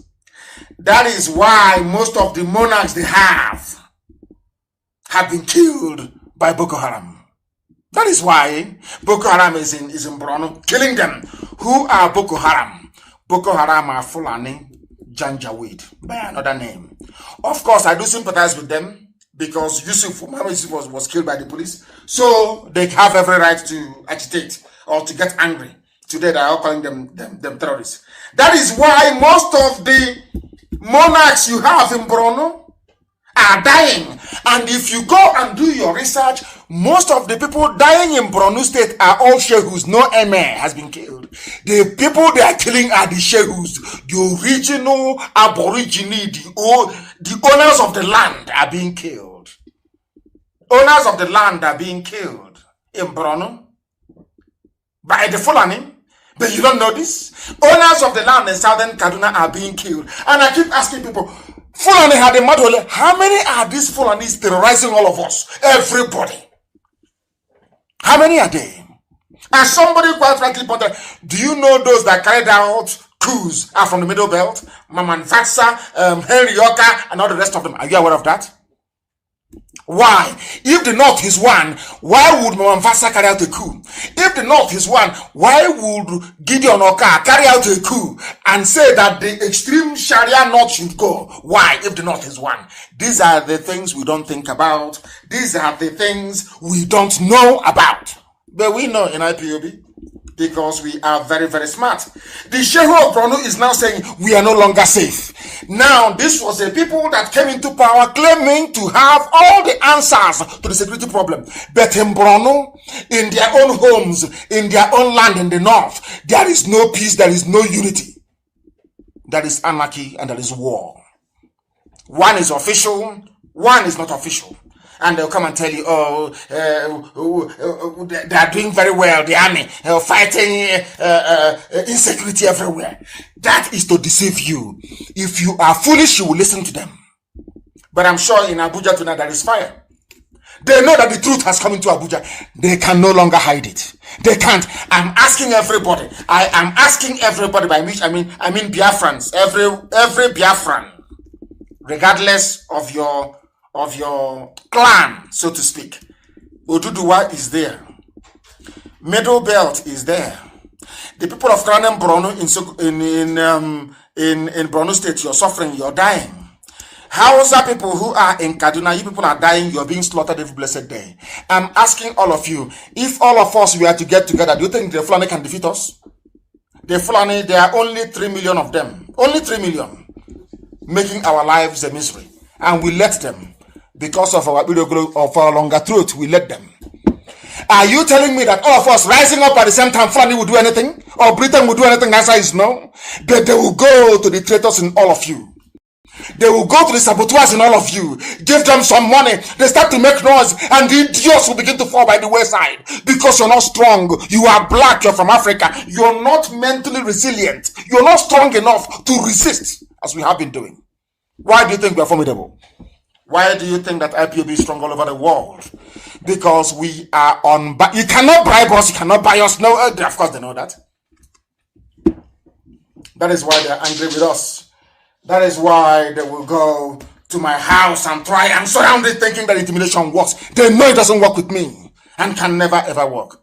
And very soon they will get their comeuppance. They know that very well, that we cannot retreat nor surrender.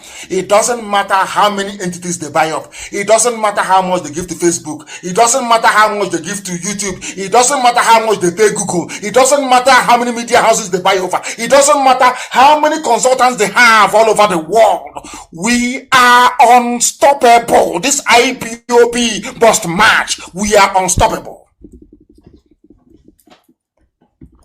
The man cried out, Shehu Brono, Wallahi, we are not safe. Shehu Brono cries out.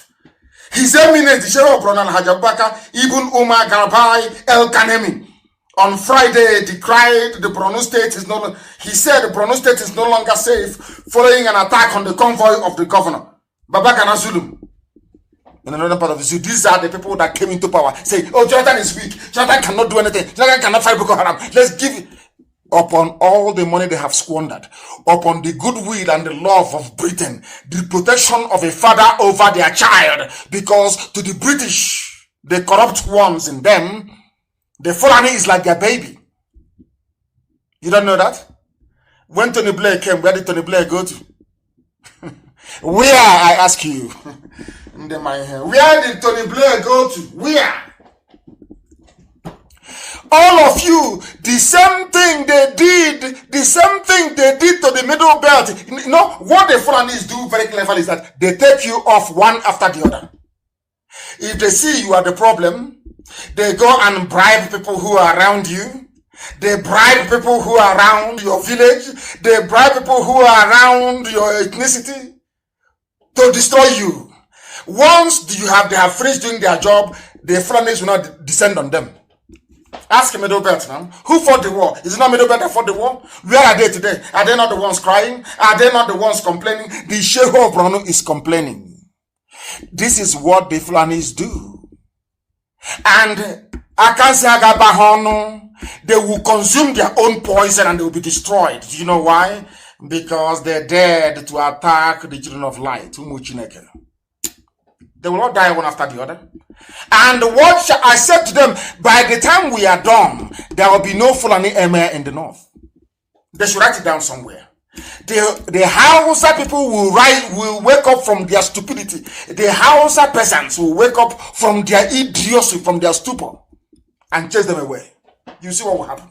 Then you know that we serve the living God in heaven. We are live and we are direct and the whole world is listening. They tried to interrupt us earlier, but we are here. Sokoto Caliphate wants to conquer the entire north, especially Keren Borno Empire, which is Borno State. They want to conquer them completely. That is why they keep releasing repentant Boko Haram to go and do more harm to the people of Keren Borno. That's what they want to do. That is what they're doing. They want to destroy the Kanuri tribe. The Kanuri tribe that, you know, when Britain advised them, forge this alliance with everybody. First of all, subdue, attack the Igbos, destroy them first. And that was what they did. What did they do? They went to Kansarawiwa, they went to Adakaboro, they went to all of our people. They keep deceiving them, they keep talking to them, they keep convincing them until they fail. After that, what happened to Kansarawiwa? Who killed Kansarawiwa? The same Fulani. Who killed Adakaboro? The same Fulani. Yet people don't learn from the Niger Delta. They don't learn because their brains are empty. I'm not insulting anybody. I am just telling you the truth. Now, listen very, very carefully to this. Army, what are you doing? No. According to the mask wearer, the claim is Buhari. Insecurity. Nigerians know we have done our best. You have done your best, but you are in Isiama Faruku this night with your army and police. But you're saying you don't have soldiers to go and meet terrorists in the north. We have done our best. That is a signal to Boko Haram, a signal to Minyetiala. Do anything you can. Britain have now given us the green light. We can take over the whole place. That's the meaning of this. If you go, oh, we have done our best, there is no condemnation. Nobody is condemning them. This was a news they carried. Ismail Sorok, he says that they are saying that the regime, this very regime, had done its best as far as fighting members of Boko Haram is concerned, and the militants in the South. And I ask the whole world, our people in the coastal land of Biafra, are they fighting? Is Avengers fighting? The answer is no. Is anyone fighting? The answer is no. But you see how clever the foreign thing they are. They had to smuggle in South. So that when Britain is going about around the world lobbying for them, Britain will say, oh, it's not only in the north that is problem. There's also a problem in the Niger Delta area of South. Do you see? I don't know why people don't do, why we black people who don't reason. Do you see what Britain is doing? Do you see their game plan? So we have done our best in fighting Boko Haram and also in the South fighting militant. And I'm asking them, where are them? When was the last time there was militancy in the South? So-called, or should I say in the southern part of Biafra land? None. But they'll keep quiet. They keep quiet. Igbo man is your problem. You see it? They now had to smuggle in. Everybody was there when Avengers was doing something marvelous. And the governor stepped in and said, no, Avengers, no, take money. Stop. And they stopped. Since then, have you heard of Avengers again? The answer is no. Why are they including South in their nonsense of insecurity? That is to tell you how evil and dubious these people are. And it's a very big shame that our people allow them to get away with it. All of us are allowing them. Now, can you imagine Oduduwa and Biafra coming together? Is it not game over? Is it not game over? But the Muslims who are within Oduduwa will not allow that to happen. That's the way it is. But it is too late. It is bound to happen anyway. It is bound to. That thing that Azikiwe and Awo failed to do, this generation must do it. To put an end to all this rubbish that is happening in the zoo. If you are doubting us, let me now give you the confirmation of what is going to happen to all of you. Those of you who are listening in Abuja, those of you who are listening from Moscow, in Russia, all over the world, listening to this, because the whole world is listening. People are listening via app. You are on my Facebook page. People are listening via FM. Others are on satellite. We know the whole world is listening. Let me tell you what is going to become of your village in 50 years' time. This is a headline from a Zoo newspaper. Tension heightens in Jos over alleged plan to install an emir. In Jos is a Christian territory. Jos. You know, that is the area that Gowon comes from. All those people that betrayed Ironsi, all those who said Igbo man is your problem, all those who were brainwashed into believing that Biafra was the problem and not the solution. But today I am glad they see Biafra as the solution, and I welcome all of them. I am not going to hold the sins of Gowon and Danjuma over the heads of innocent people. Of course not. They were deceived. What is happening in Jos today? If you recall a few years ago, what is happening in Southern Kaduna was happening in Jos. Go and Google Jos violence, religious violence. It is there. Countless reports were produced by a joint parliamentary committee in the United Kingdom on Jos. They used to do a prayer, a vigil, pray for Jos. In London, they used to do it. Do you know why they were fighting and killing you all those years? It is to install a Fulani emir, and it has happened. This is a headline published only yesterday from a Zoo newspaper. Tension heightens in Jos over alleged plan to install emir. Tension heightened on Friday in Jos City and Bukuru Town in Plateau State over an alleged plan by some people to install an emir in Jos South local government area of the state. The tension arose when an invitation card purported to be from the Bukuru Emirate. They are from an emirate. You see where they have their mushroom huts now in our town, near 9th Mile. If you're coming from Onisha into Enugu, you see them on the right hand side. They are in Okwa. They are in Ebonyi. They are in a few other places in our land. In 50 years' time, they will present to you the emir of Okwa West.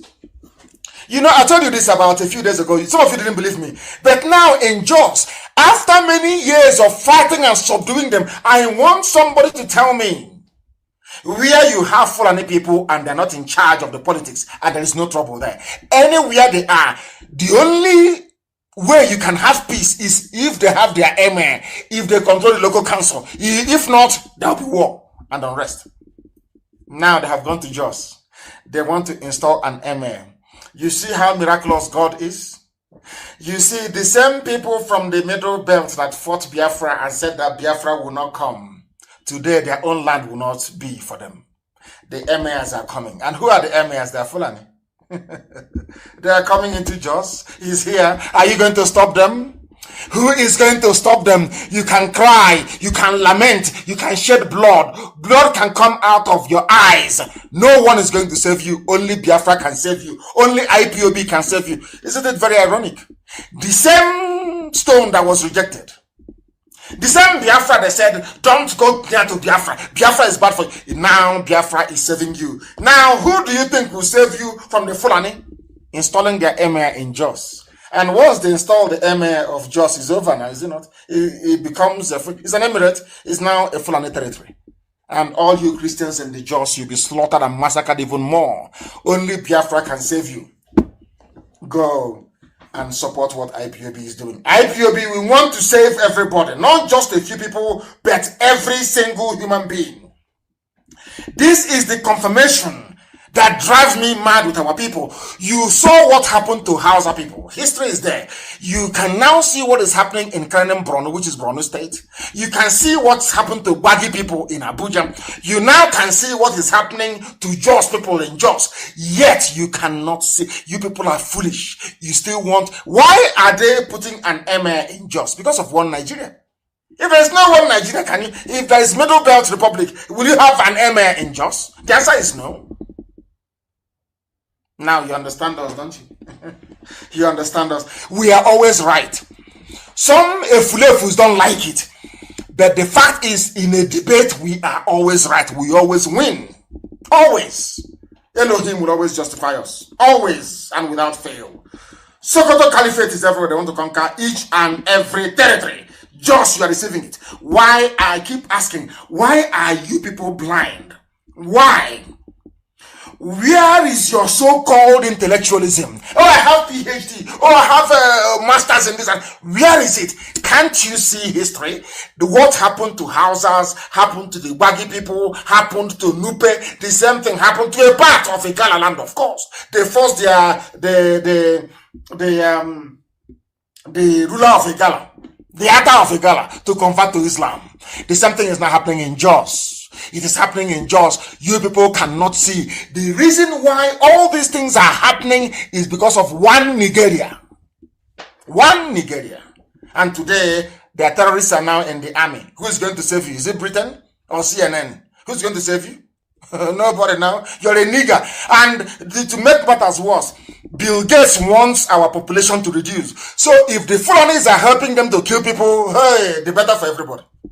Some of you don't know this. But we are telling you, where is your common sense?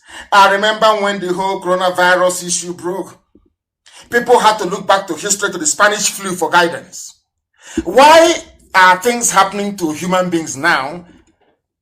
And you cannot look back into history to understand how virulent and how dangerous the Fulanis are for your lives. You don't know how dangerous they are. Very, very dangerous. And the funniest thing is that some Europeans will support them all.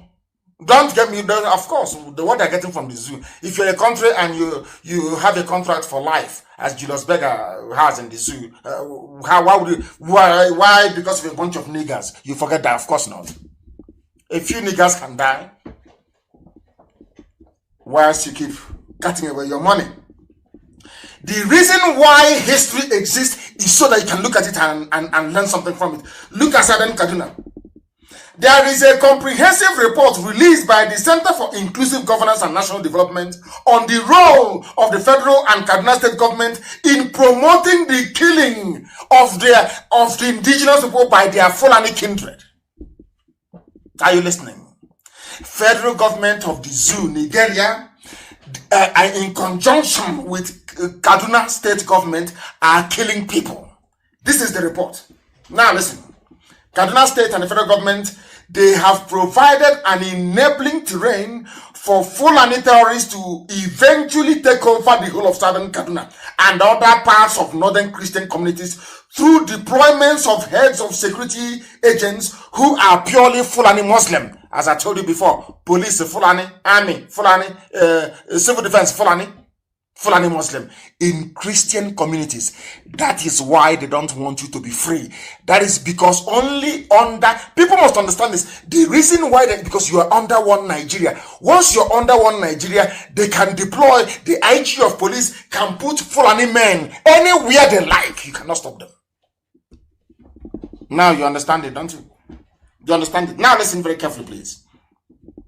The approval and granting of a biased, brazen and sudden request from Governor El-Rufai that all policemen of Southern Kaduna extraction should be transferred out of Kaduna State. You don't know this, but we are telling you. Do you know that the governor of Kaduna State, rather than have the policemen from Southern Kaduna, indigenes, police their communities, they said no, transfer them outside the state so you can bring them Fulani and they'll be there, they'll fold their arms as their terrorists are now slaughtering you and you do nothing. Only Biafra can save you, can save all of you in the zoo. Only Biafra can save all of you. The approval now has to tell you something. This was granted since 2017 by the former Inspector General of Police, Idris Mohammed. Idris Mohammed signed it as an order that no Southern Kaduna policeman should be deployed to Southern Kaduna. Instead, ship them out and bring in Fulani. So they'll be there watching as people are being slaughtered. Since the creation of Kaduna State, that all the combination of all the heads of agencies deployed to serve are skewed in the interest of Fulani people. Now you will be surprised. That was the same man that paid terrorists to stop killing indigenous people. Now, who is the governor of Kaduna State? He's a Muslim. His name is Ahmed El-Rufai. Who is the deputy? Hadiza Balarebe, Muslim. Who is the Speaker of the House of Assembly? Yusuf Zailani, Muslim. Who is the Chief Judge of Kaduna State? Mainly Christian state, to remind you, Mohammed Lawal Bello, Muslim. Who is the Attorney General of Kaduna State? Aisha Diko, Muslim. Who is the Army GOC in charge of the area? His name is Major General Muhammad Usman, Muslim. Who is the commanding officer, 313 Artillery Regiment of Kaduna, Lieutenant Colonel A.K. Muhammad, Muslim. Who is the Air Force officer commanding Kaduna Air Force Base, Air Vice Marshal Musa Mukhtar, Muslim. Who is the commander of the Nigerian Air Force Base, Kaduna, Group Captain Haidi Ahmed, Muslim. Kaduna Naval Command, they have Naval Commando. Well, there's no sea there, but they have Naval Command. That is the zoo for you. Rear Admiral Tanko Pani, Muslim. Who is the Commissioner of Police in a predominantly Christian state in the north? His name is Umar Muri. He's a Muslim. Who is the DSS man inside Kaduna? His name is Idris Ahmed Koya. He is a Muslim. Who is the commandant of the Civil Defense Corps in Kaduna? His name is Babangida Ututsema. He is a Muslim. Who is the controller of the prisons in Kaduna? Sanusi Dan Musa, Muslim. Who is the immigration controller in Kaduna State? His name is Mr. A.A. Bauchi, Islam. Who is the Corps Marshal? That's road safety in Kaduna State. His name is Garoba Rimi, Muslim.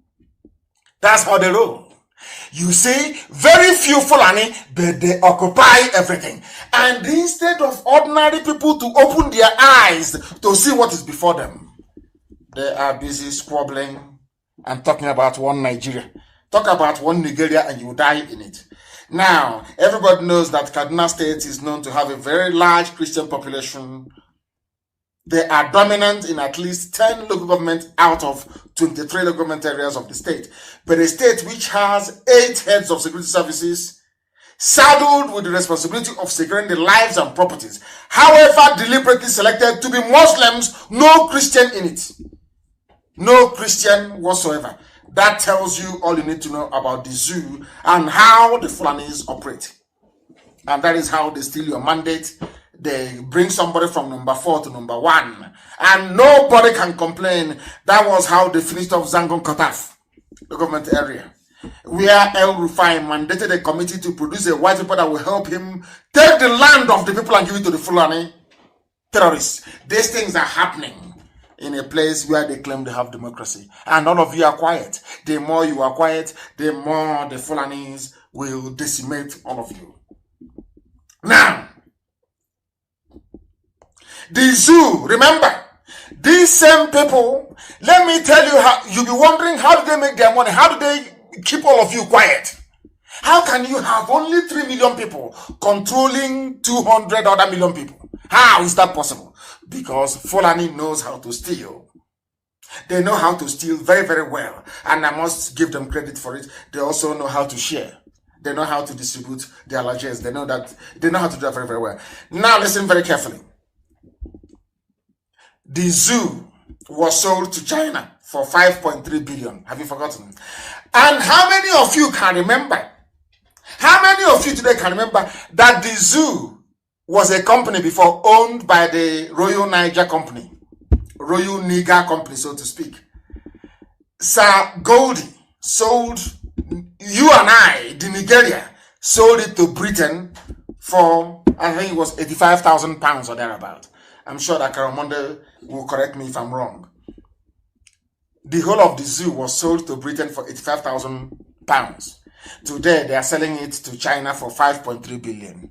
That is to tell you that Nigeria never existed. There's never a country, can never be. Never a nation, and can never, ever be. In other words, as somebody wrote very cleverly, if you have $6 billion now, you can buy the whole of Nigeria. You can buy everybody, any millionaire now, anywhere in the world with common $6 billion. You, as Elon Musk is, or maybe Bill Gates, if Bill Gates really wants to reduce the number of people in the world and wants to kill 100 million Nigerians, as he's been planning to do, all he needs to do is to dip hands in his pocket, produce only common $6 billion, and you can buy everybody. China bought sovereignty of the zoo, Nigeria, for 5.3 billion. So with 6 billion, you can also buy, you can outbid China and then buy the whole of the zoo. With some change on top. That is how useless and how low our lives are. Very, very sad indeed. So if you have a rich uncle, your uncle can buy Nigeria for you. For only 6 billion. You can buy with 200 million people in it. They're all your property. That is how sad life has become for our people. Very, very sad indeed. That is why in the zoo, soldiers are shooting dead legitimate senior soldiers in the barracks and nothing is happening. And a woman can dip. I mean, it's the lies of the Fulani that astonish me. The way they lie. Some of you remember this lady very well. Sadia. That was the lover of Abba Kyari before Abba Kyari passed on. That was the lover. Unbelievable. Unbelievable. That is to tell you how sad life has become in the zoo. How very sad life has become in the zoo. That is this lady. She is called, the palliative lady. Lady Palliative. Or Hush Mommy, as one politician called her. Hush Mommy. What's that her name again? She's called, what's that her name? Sadia. Her surname keeps escaping me. Her surname always escapes me. I don't know why. The one that said that every family received palliative from the federal government. That tells you how they lie. And having lied and having been defended by journalists in the zoo, she is now free. Her name is, what is this lady's name again? What is her name again? I can't seem to find her name.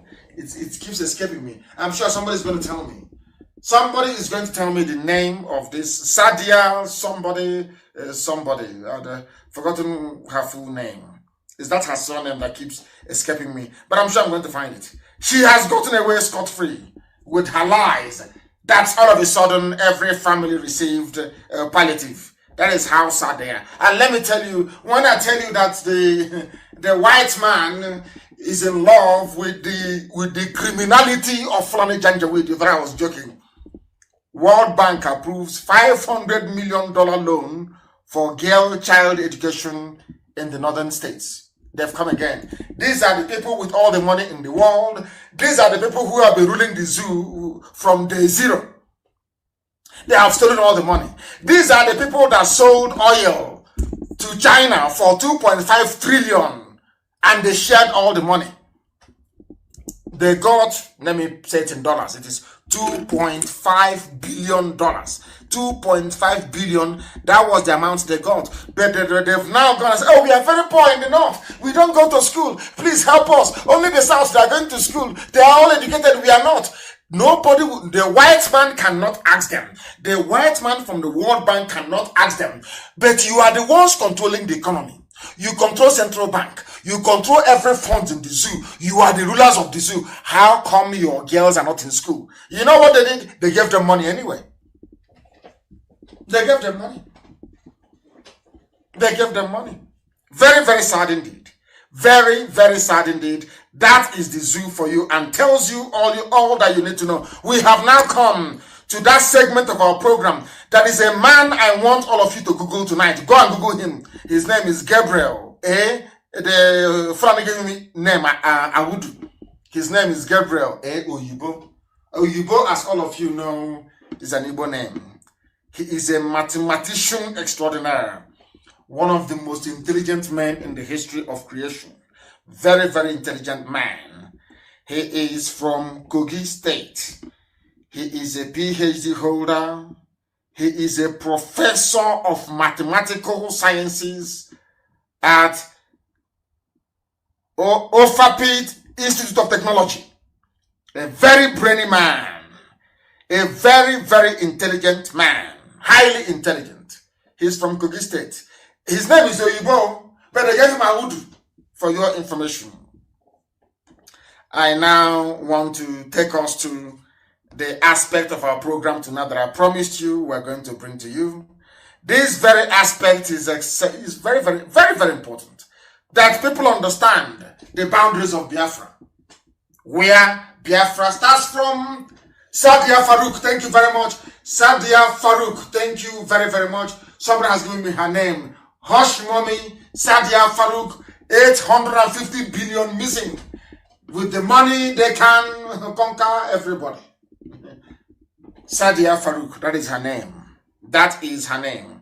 I am trying to go and get our people to join us this very evening for this very program because I did promise them I was going to go to them one after the other.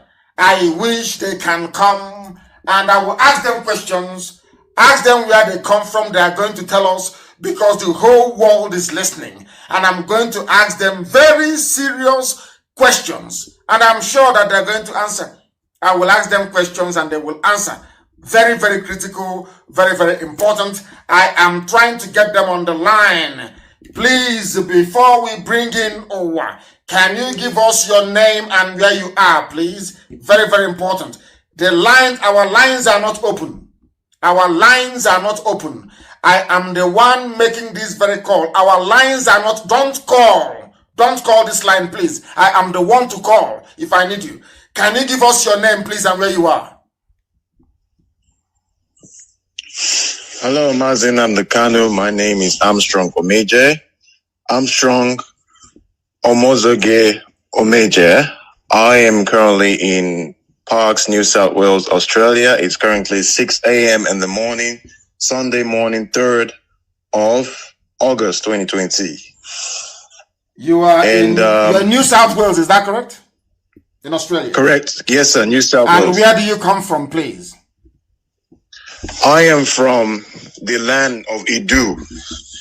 What is Idu? We don't know what Idu means. Please clarify for us. What does that mean? Okay, I will definitely, sir.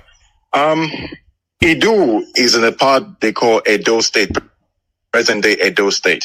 Yes. All right, we are all descendants of Idu.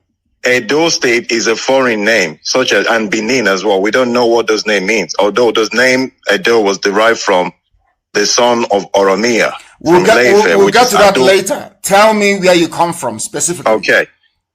I am from Ekboma in present day Edo. My name of my village is Uhiele. Uhiele. That is where I'm from. So in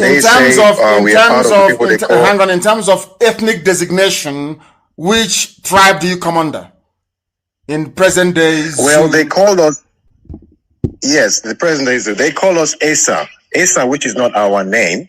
because the meaning of Esa means people who ran away, people who escaped trouble, which can never be the name of an ethnic group. What is your name? What is your proper name?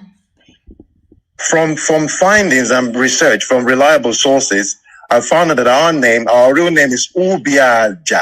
The original name was Ubiaza, but now today is now known as Ubiaja.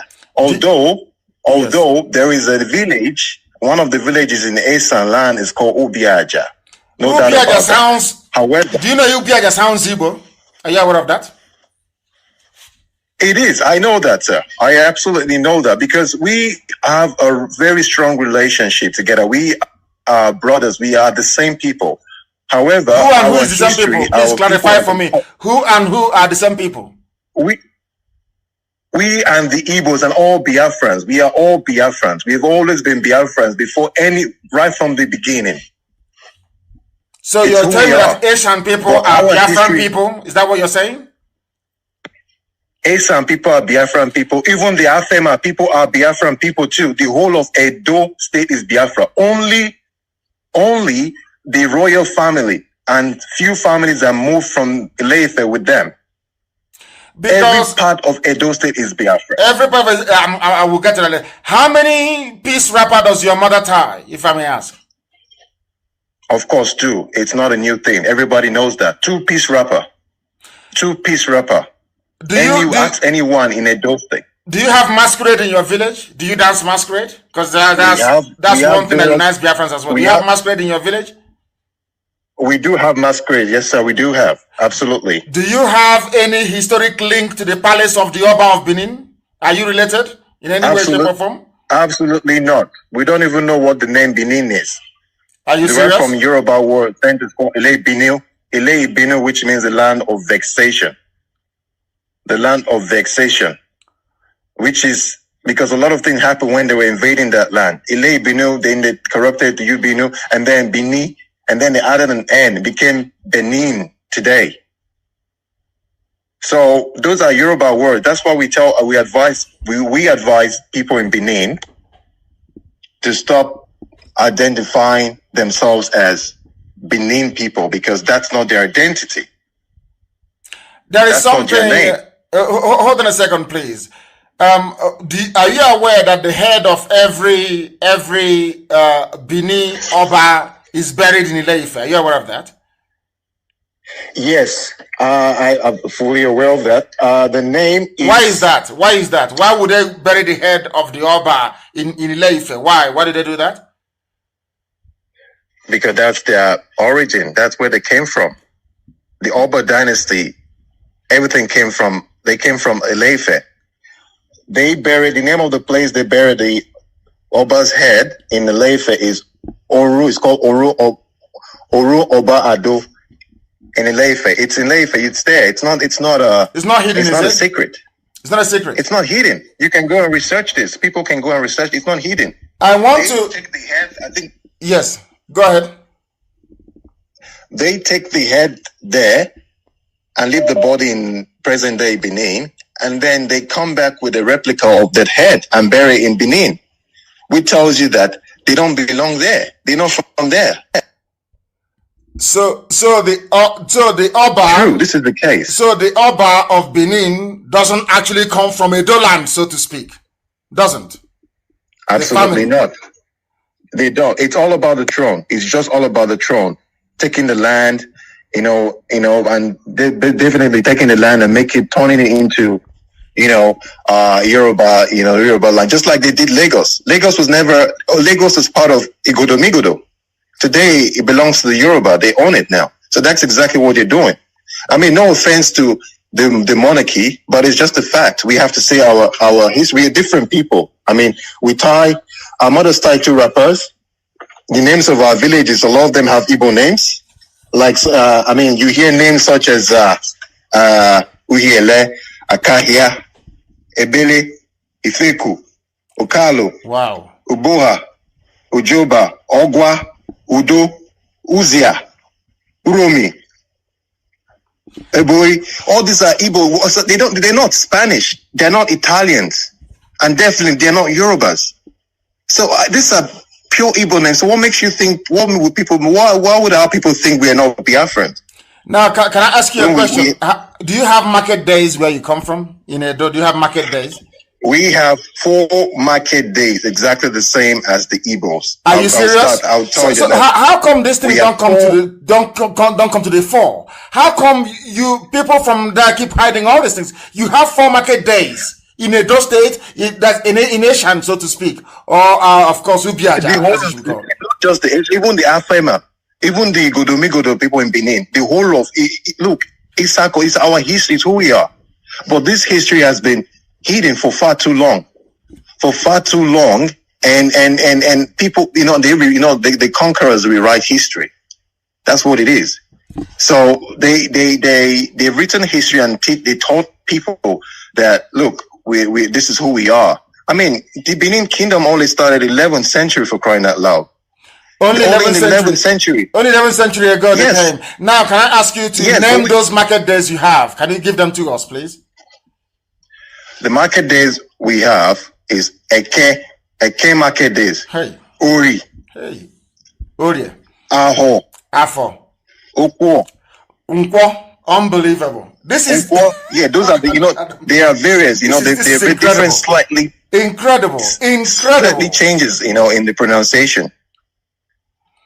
And these are the things, these are some of the things that Ohaneze should have done before our time, which is to unite our people. They never did it. Stay where you are, please, Armstrong. There's something I want to play for the whole world to hear. From the mouth of course, everybody knows that I revere and I love the color and the pageantry of the Benin throne. I love it very much. And long may it continue. But we must follow the truth. Wherever the truth leads us is where we go to. Please stay where you are. There is something that the monarch said at a function which I want the whole world to hear, please. From his mouth, please. Aspirations and history of the Benin people. Yes. I'm going to cut you off and I'll get back to you, please. I'm going to cut you off and I'm going to get back to you so the whole world can hear this, please. His son, Oromia. Let's start from the beginning. Aspirations and history of the Benin people. Yes. Historians all agree that Oduduwa sent his son, Oromia. The Oba of Benin, with his own mouth, is saying that historians agree that Oromian came from Ile-Ife to Benin today. Are you listening? This is from the Oba himself, not from me, please. That the land where Benin people are today is Igodomigodo. The Oba opened his mouth and said that the Oba sent his son, Oromian, to Benin. Listen, please. At the request of elders of Benin to return with them as ruler of their realm, Oromia's stay in Benin may have been short, but before he left, a child was born to him. Oromian came, met a very beautiful Biafran woman, and gave birth to a son. Are you listening, please? Are you listening? These are pure facts. This is coming from the mouth of, I think, what's his please, I want to respect by giving him his eminence. This is the Oba of Benin, please, from his mouth. They came, the Oromian, a Yoruba man came, impregnated a Biafran woman in Benin, today's Benin, and gave birth to a son. Let's listen. Who was later crowned Oba, and that is no. The son was now crowned Oba. Listen, please. Listen very, very carefully. I beg of you. Before he left, a child was born to him. The child was born. Who was later crowned Oba, and that is known today. And is known today as Eweka the First. Eweka the First.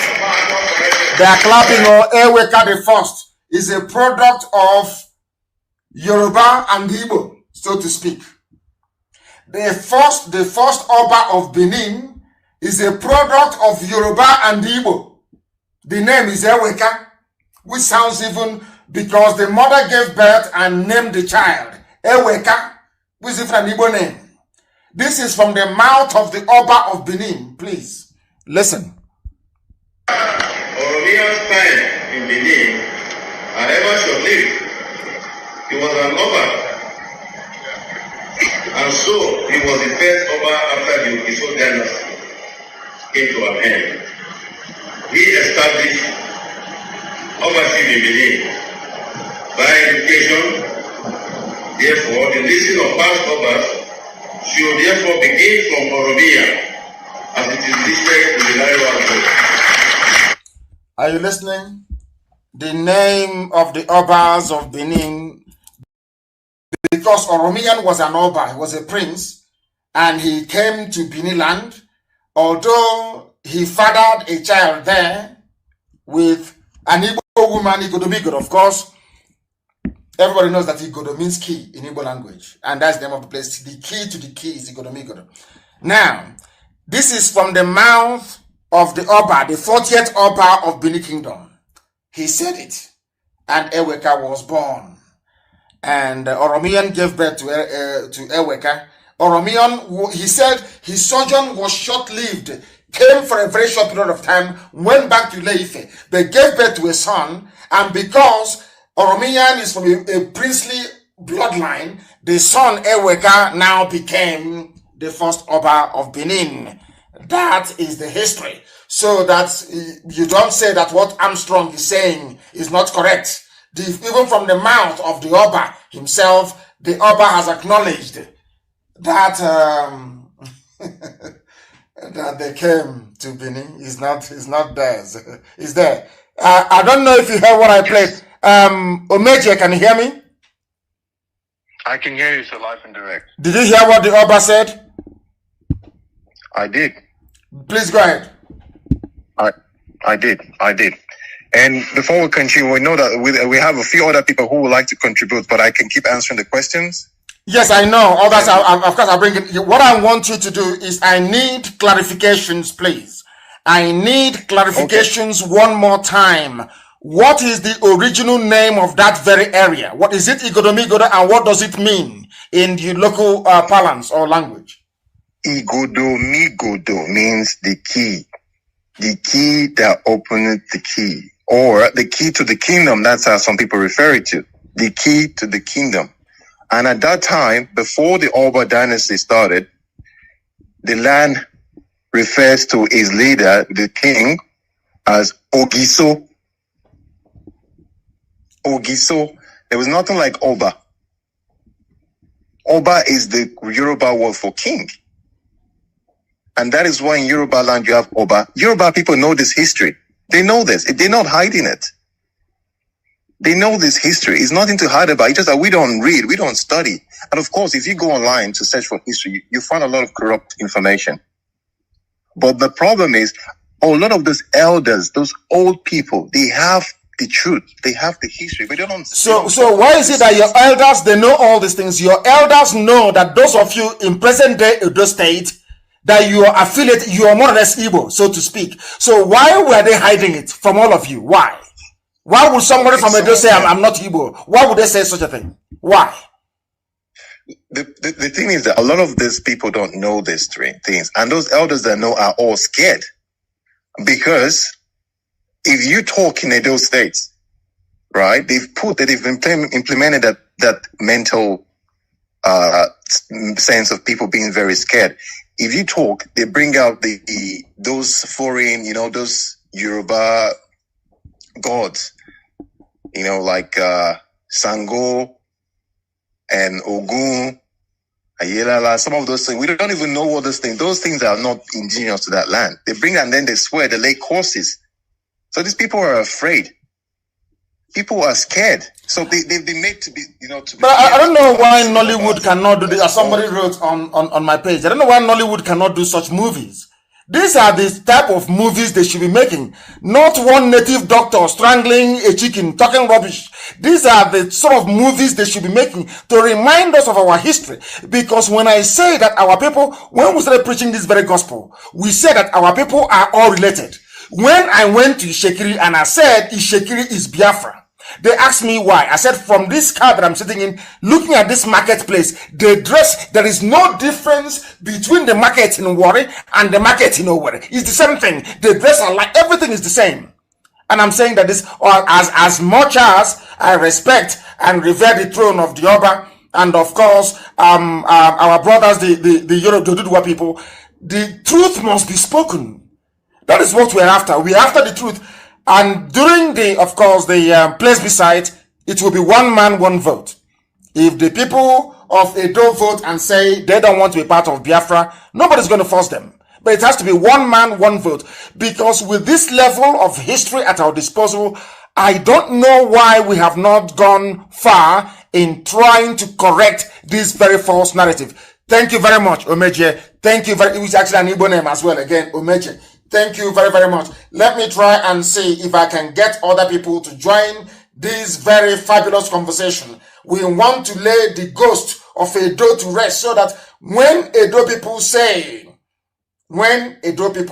that they are Biafrans, we want the world to understand that indeed they are Biafrans. I want to go to Owa to see if I can find her, if I can get hold of her and get her to give us her own perspective of this very burning issue. It doesn't mean anything, please. We're not fighting with anybody. Nobody is fighting with anybody. I don't know, Owa, can you hear me? Owa Sophia, can you hear me? Yes, sir. What is wrong with this phone? It don't want to work. You need to put off your phone. Is your phone off now? Yes, I'm off it, sir. Thank you, sir. Thank you very much. Thank you, Owa. Thank you very, very much. Thank you. Good evening, lovers of freedom all over the world. Good evening. My name is Owa Sophia Obaze. I am from Migodo, the present-day Edo State. I came from Sapmoba Road. My father is well known in Sapmoba Road. My father's name is Ezoba, Mr. Ezoba. You know, the truth is very bitter. And our Migodo people that they call Benis, they know the truth. They knew the truth, but they are afraid because of why? Because a lot of their parents, they belong to secret court from Ile-Ife, from Yoruba land. That is why I'm angry with Yoruba. Not that they did anything to me. That is the truth. So, sir, you asked Mr. Omeje one question that he didn't answer very well, but I want to answer that question now. Why did they take, are you hearing me, sir? The world, not just me, the whole world is listening. The whole world okay, is listening. Why they took Oba head after death to Ile-Ife? There is a pronoun in our language that they said, that is to show that a lion head did not lost in the bush. That is the meaning. A lion head, the head of a lion does not lost in the bush. That is the meaning. There is a proverb that Oba of Benin, the indigenous people is the slave to Oba. I have the cassette. I have the audio record that they are using to threaten one person now. I have it. They are saying that we are the slave to the Oba of Benin.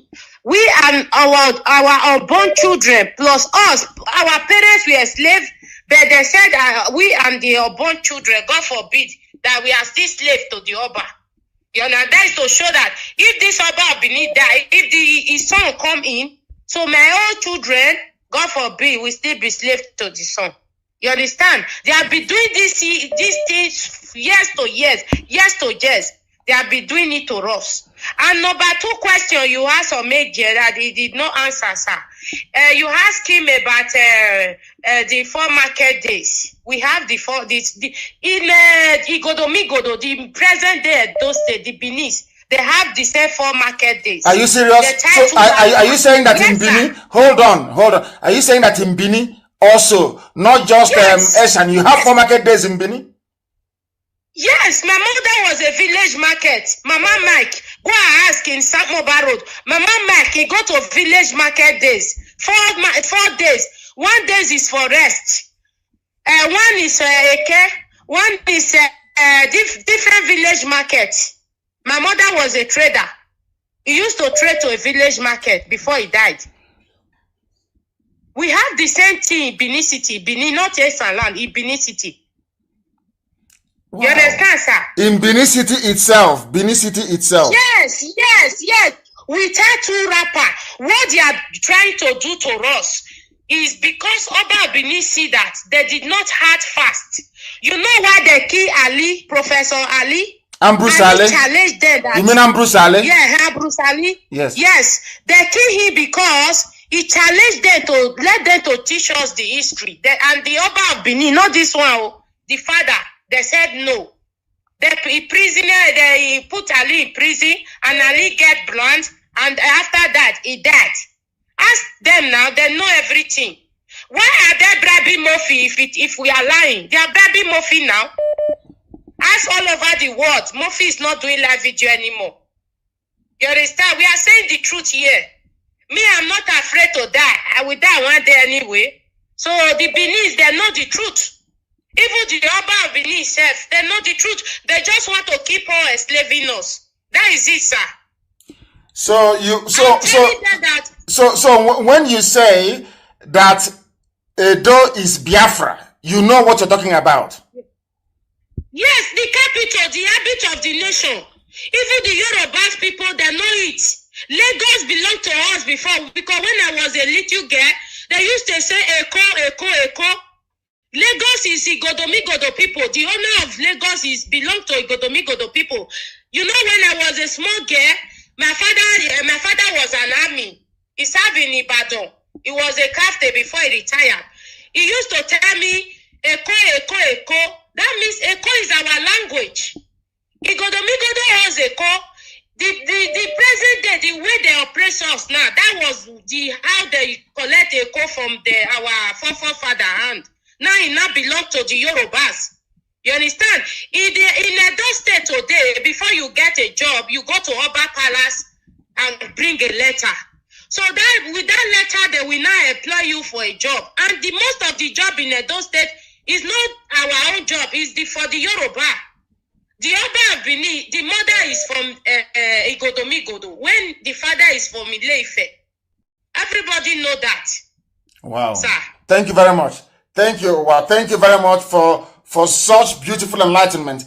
I have somebody who has been, I don't know if this person, somebody has been trying very, very desperately to get us on the line. I'm going to call them actually and find out exactly what they have to contribute to this report. Can you hear me? The caller on the phone, can you hear me? Please turn your system down. Turn it down. Turn your system down. I only want to hear your voice. Turn your system down. Have you turned it down? Thank you very much. Give us your name and where you're calling. God bless you for the work you are doing. Thank you. My name is Nnamdi Ojiego. I am from Umaka, Njaba local government, Imo State, Biafran land. Yes. But I'm living in South Africa. Yes. I have been following you and you have did a great job in my way. And to do the great job I received from you, some people are reasoning to know what Biafra is passing through and what you are trying to achieve. I am advising our brothers and sisters over there. This work is not left for you alone. Everybody has something to do.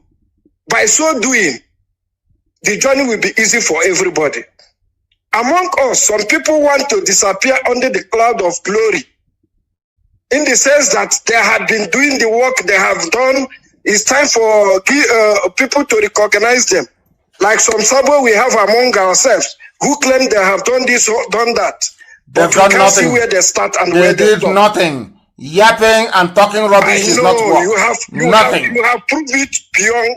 You have proved it to everybody. And some people now are ready to put them in a place where they belong. Enough is enough.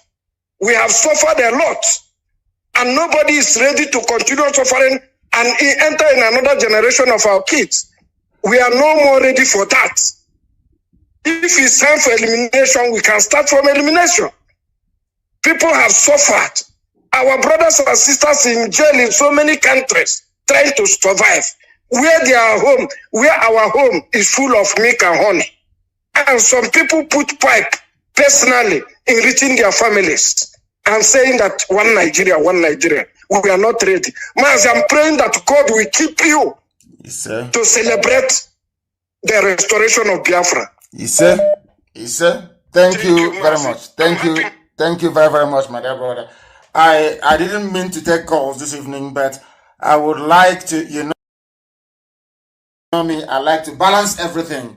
If there is any form of response from anybody who is pro, I want to say, because we heard from the Oba himself. Oba opened his mouth and said that they came from Ileif. That's what the Oba said, not me. So I don't know what other rebuttal there is.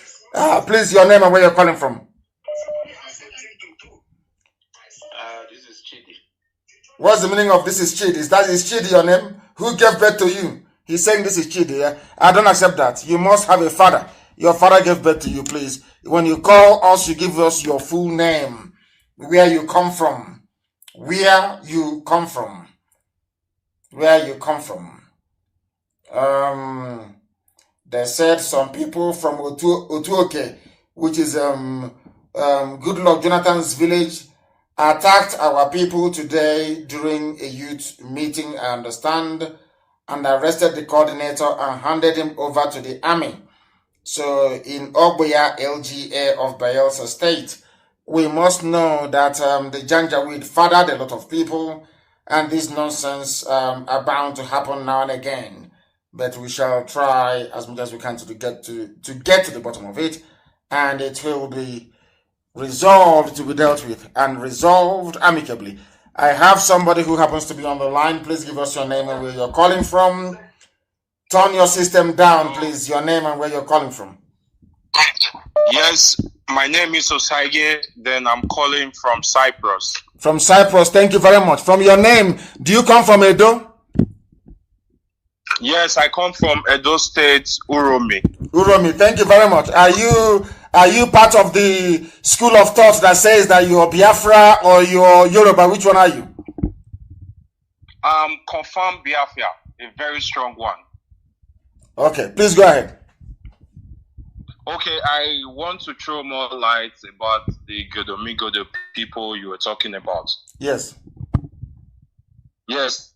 I think when I was in secondary school, my grandfather told me a lot about the history. Yes. We are listening. Go ahead. We are listening. Go ahead. Don't stop. Okay. Please go ahead. Okay. If you look at from the Esan land, like the Esan is not our name. Yes. First, because the name means people that run away, like people that run away from trouble.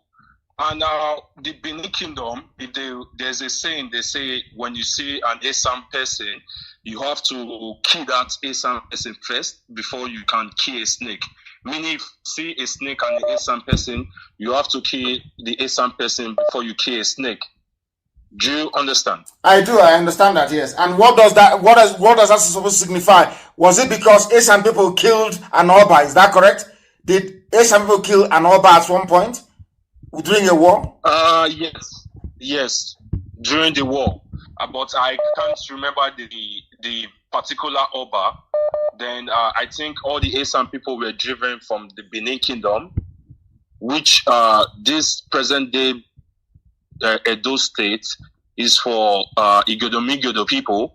And my grandfather used to say, if you check Uromi, you can still find older people. They are Igbos. They speak Igbos. If you like anywhere I go to, are you serious? Some of the older ones, they still have Igbo dialects. They speak Igbo in Edo State.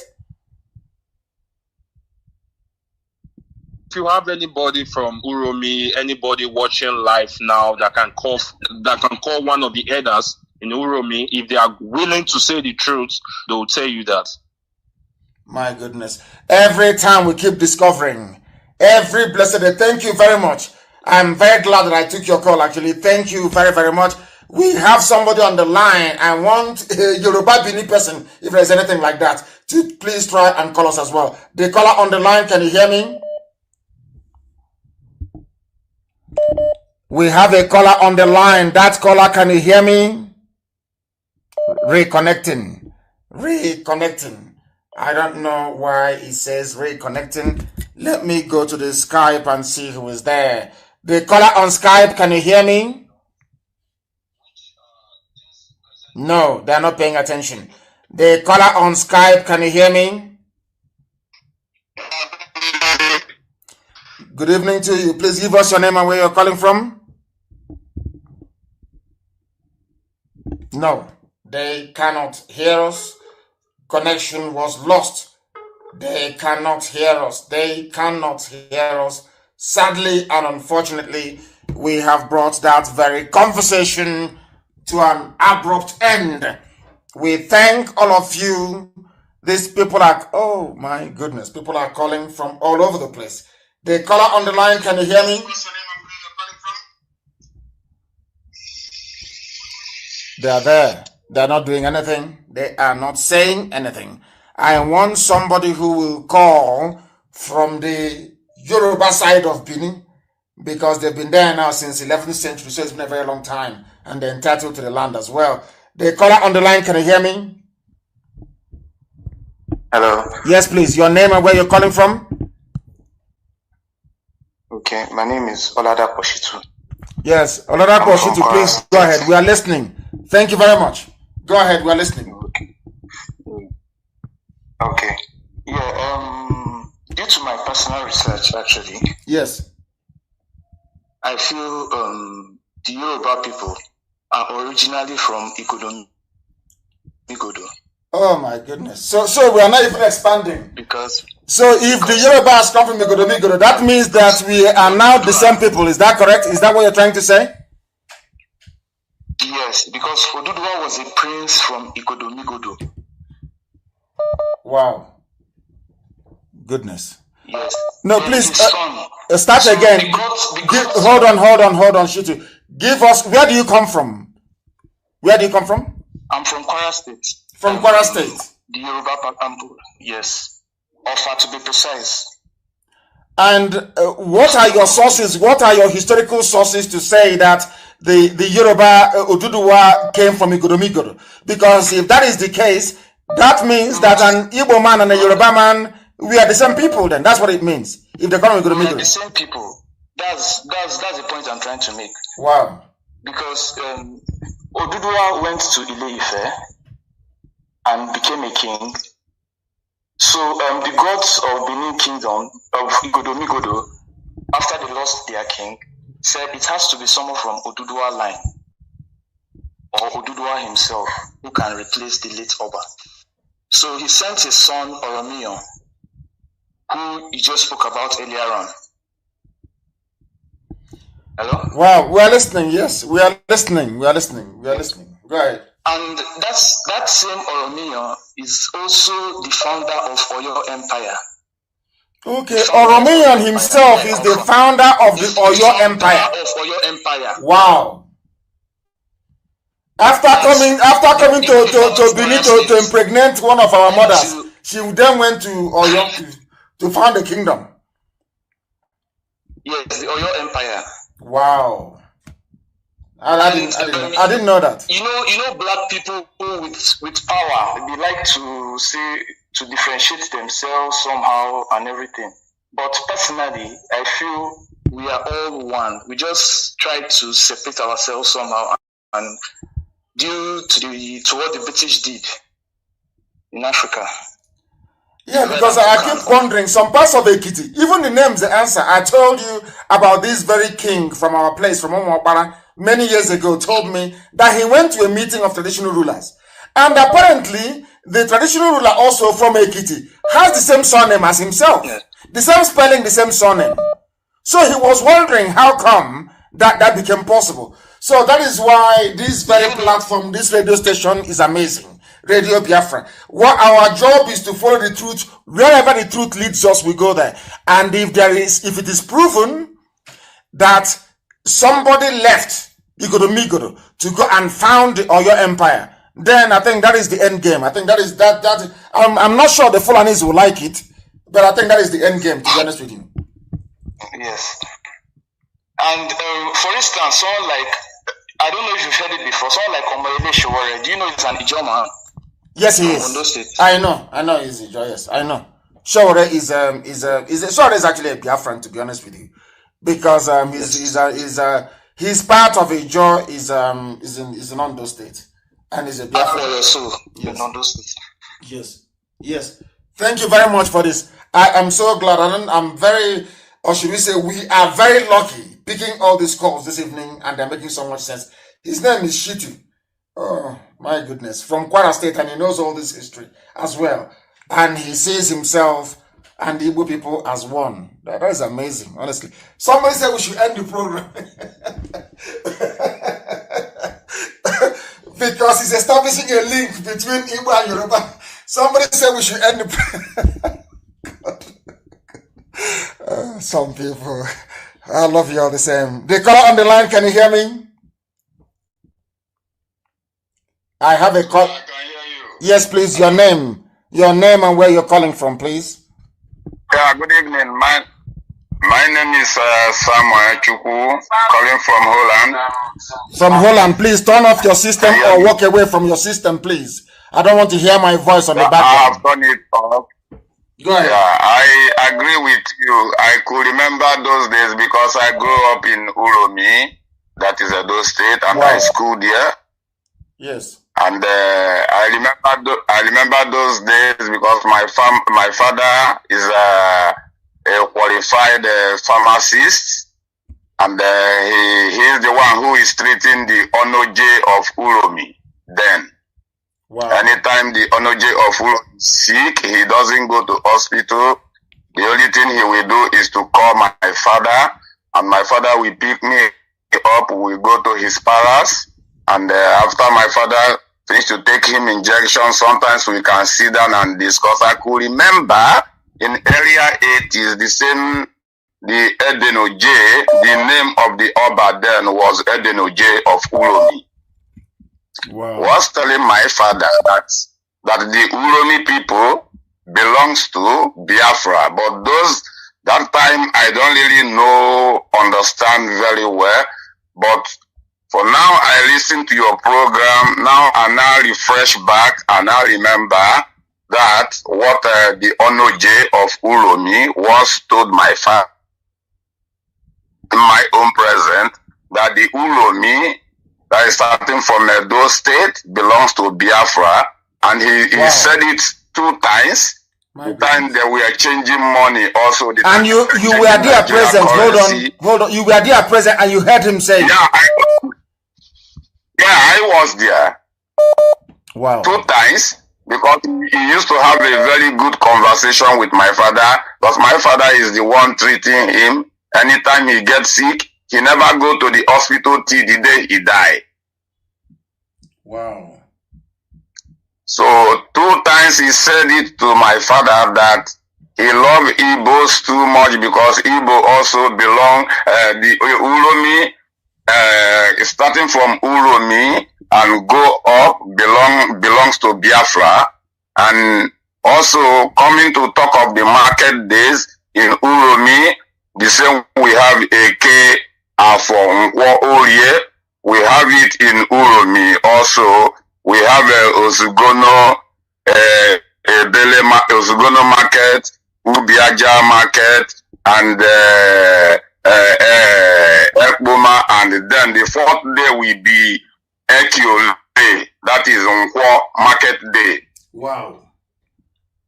I think we are going to do a DNA test. We are going to do a DNA test with Oduduwa people, with Yoruba people. We are going to do a DNA test. I'm telling you the truth.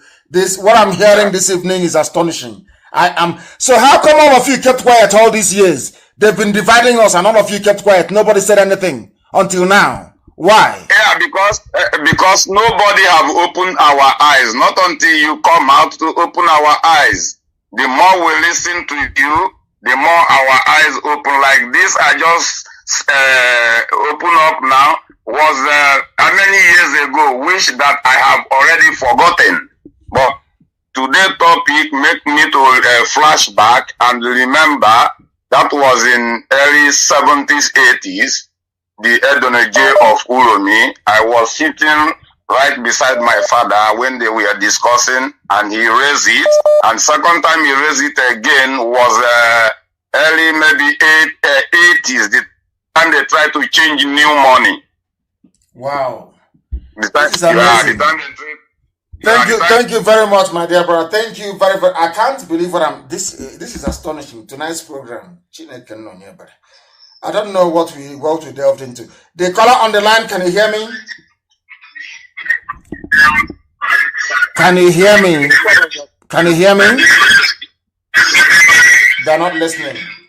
They are not paying attention. The caller on the line. Can you hear me? No. Good evening to you. Please give us your name and where you're calling from. Okay, my name is Mazi. I'm coming from Benin Republic. The Republic, yes. Did you live in Igoromigodo before? Have you lived there in Benin before? No, Mazi, no. Okay, then I am taking calls from those who have lived in Benin City, Igoromigodo itself, to give us a new perspective on this discussion this evening. The caller on the line, can you hear me? I can agree to so much. Can you hear me? I can hear you loud and clear. Please go ahead. Hear me? My name is Obede Sonny Egbehoy. Yes. Sonny, go ahead. Can you hear me? Loud and clear. Go ahead. Yeah. My name is Obede. I'm calling from Edo State. Yes. Thank you. Go ahead. Ugo. I just want to add a little more to what our sister has said, Sister Uwa. Yes. Can you hear me? I can hear you. Where are you from, actually? What is the name of your village? Your village? Ugo Niokoryomo. Wow. Go ahead. My name is Obedi Ugo Niokoryomo. Thank you. Go ahead. Okay. But what is talking in detail is not. Okay, let me go ahead. I just want to add a little bit to what our sister has said, Sister Uwa. Yes. In the real sense, the whole of Benin, Edo, Igoromigodo as a whole, we are Biafrans. Wow. Why do I say that? Is that we are Biafrans? Is that both the names and everything all are almost the same, a little slight different. And before that, around 14th century, it was a very great exodus that took place. Yes. Before the coming of according to our Oba, the king, before the coming of Oba, we were living like one family before the coming of Oba. I know definitely that irrespective of what the truth may be, but if we really want freedom, we must stand on the truth. Yes, that is true. Truth, yes. The fact is that that eviction was not accidentally; it was orchestrated and well planned. Yes. You understand? Because yes. the same tactics the Fulani are using today, that was the same tactics the monarchies of them they used to invade our land. Once they have succeeded in getting into our land, they started impregnating our women. During that process, those children grew up. Then I told those children, according to my history book, if you just spare me some few minutes, I will still name the names of the kings before the coming of Oduduwa lineage. You will see those names are related to all the ethnicity in all our region east. Wow. So what I'm trying to say, the same tactics the Fulani are using today after impregnating our women, when those children grow up, they now took those children away. They now told those children the reason why they were born. Wow. So they now use those children to take an oath that this is their mission, this is their battle. That was how they conquer Igoromigodo. They now change the name to be Benin. As the same time, all market days, every village has their own day of market, just as the same. There is nothing different, even up to the name. If you can spare me some few minutes, and you will see the names of those kings. Many of those names, the Igbo, the Edo, the Jaw, the Calabar, all those names of those former kings before the coming of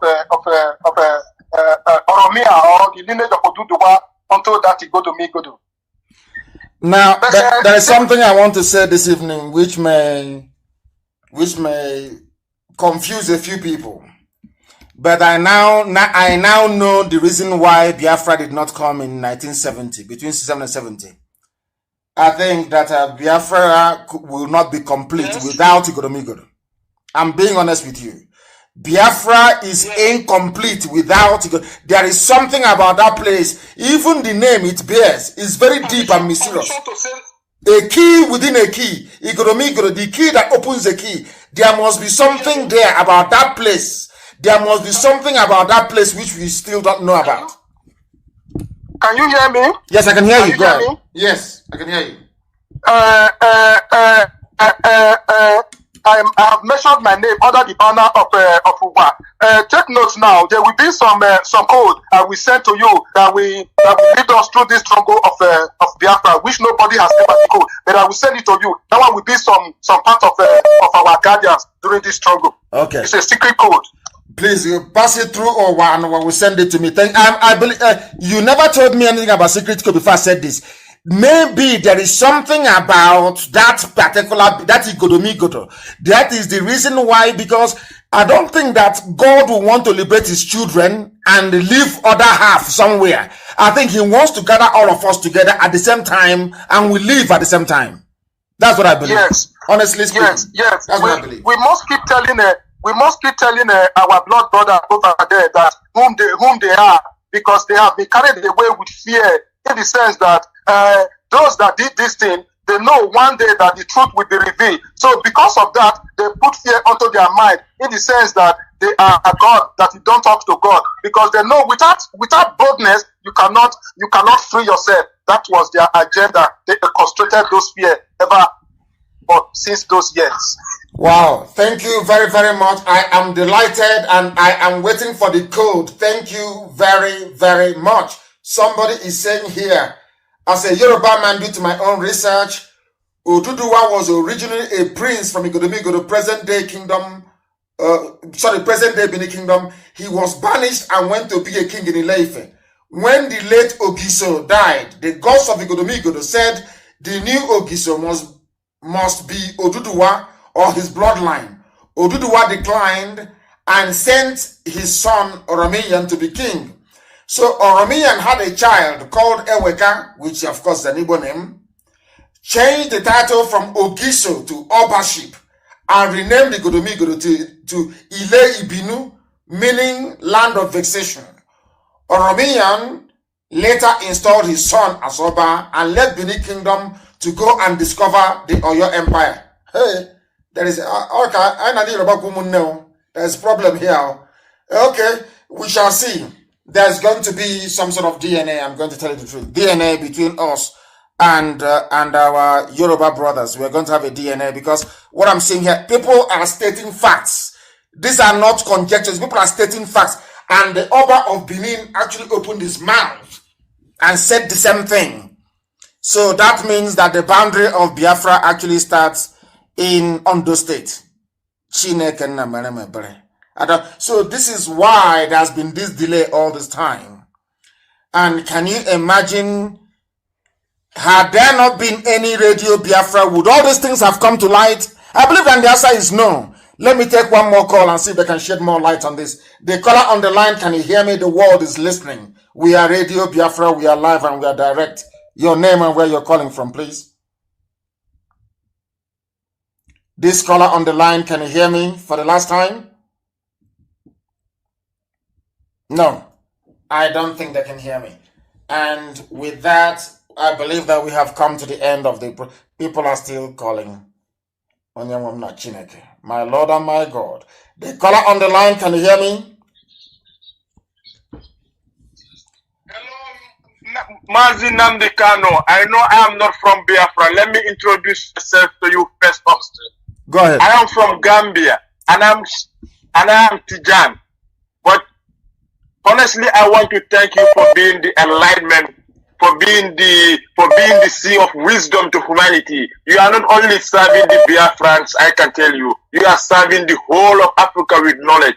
And I only want to tell you one thing, because I'm not going to talk much, and because I'm not from Biafra, but I want to tell you that you keep the spirit up. You are a great man. I love your presentation. Thank you very much. Thank you. From Gambia, you said from Gambia. I love your presentation. I am living in I am from Gambia, but right now I'm living in Holland, Amsterdam. In Amsterdam, from Gambia. Thank you very much, I'm living in Amsterdam, but I listen to your programs through my friend. Wonderful. I am from Gambia. Thank you very much. But I am telling you just to keep one thing up. Just keep enlightening the young youths, because I'm just 19 years old and I want to tell each and every Biafran to stand up with you, because you are a legend. Every legend Africa has been taken down or has been taken down by these disgruntled politicians we have. But I want each and Biafrans, those who are abroad, those who are in the country, because I have a Biafran friend who told me that, do you know what he tells me? No. Let me tell you this. He told me that, my younger one, if you go to anywhere and you don't find an Igbo man there, run away from there. Yes. And I know that Igbo people are dispersed in all over the world. And I also know about one thing about the Igbo people. They are very intelligent.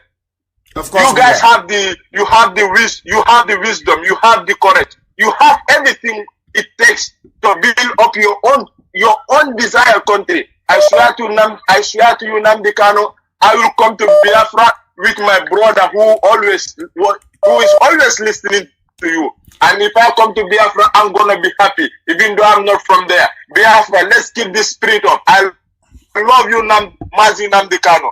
Thank you very much. I love you too, my dear brother. Thank you very, very much. He is from Gambia, but living in Holland. We don't hate anybody. I'm being honest with you. I want Africa to be free, and I'm sure that is the wish of every Biafran right across this very planet. Tonight's broadcast, people are saying it is a bomb, and that we must continue, that we should continue on such trail. Our desire is to bring this noble family together. But I don't know how that Oromian impregnated the woman, and I hope it's not by force. I hope it's not by force. The one that gave birth, because sometimes the calls are plentiful. The calls are plentiful. As long as it wasn't by force. That is what I'm saying. If it's not by force, then there is no problem. The caller on the line, can you hear me? Yes, please. Your name and where you're calling from. Turn the system down. Turn it down, please. I beg of you. Turn it down. Yes. Good evening to you. Your name and where you're calling from? My name is Adabaya Chubueze Joseph. I'm from Anambra State, but I'm calling from Cyprus. Give us your name again, please. This is Adebayo. My name is Adabanya. Adabanya. Okay, please. I think I'm also Adebayo. See, hey, so good. Please go ahead. Adabaya Chubueze. Thank you. Honestly, I'm Anambra, but I'm not from Edo and the rest. But I just want to contribute particularly about the Igala Kingdom, because it seems almost the same with the Edo people. I lived in Kogi State, Eda precisely, for about many years, so I can tell more about it. I heard about one of your programs the last time you talked about the Igala Kingdom and the rest of them. Yes. So it motivated me, and I started talking with some of my Igala friends I had, and I put it straight to them that can they really change the narratives of yesterday by looking into their histories? And honestly, these are diehard one Nigerians. These are diehard restructurers.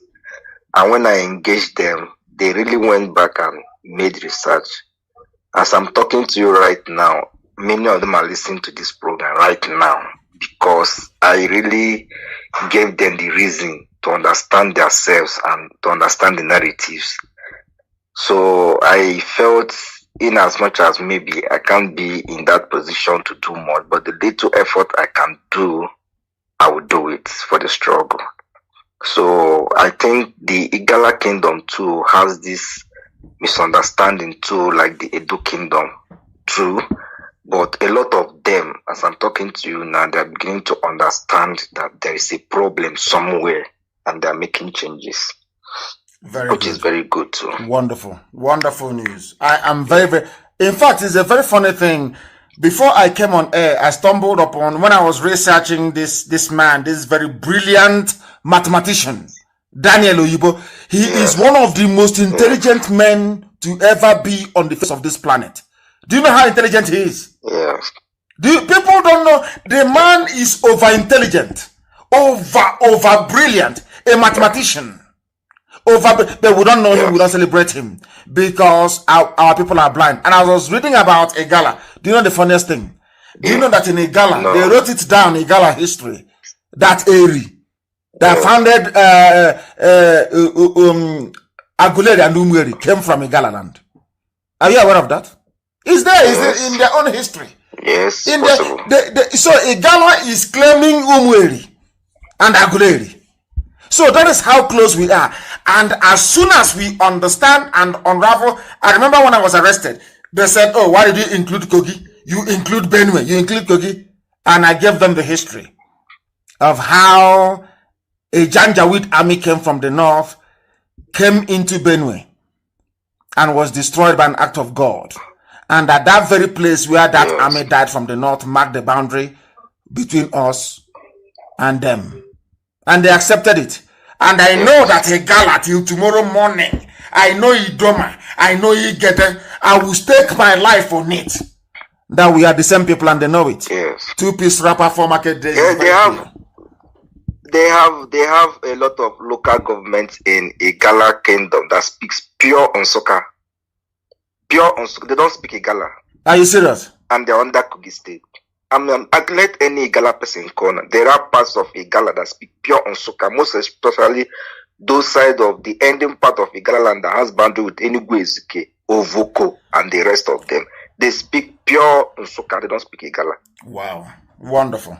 Thank you for your call. For almost 7 years. I can see that, and you're well learned and well grounded as well. I am very, very grateful for your call.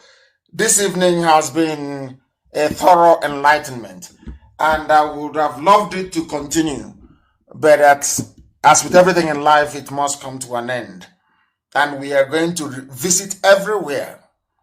We've done Edo. Is there any doubt? I'm waiting for my inbox or anybody to tell me why Edo shouldn't be part of Biafra. They are very compelling. Once you have to tie 2-piece wrapper, you have 4 market days. It's bye-bye and it's chicken, as they will say.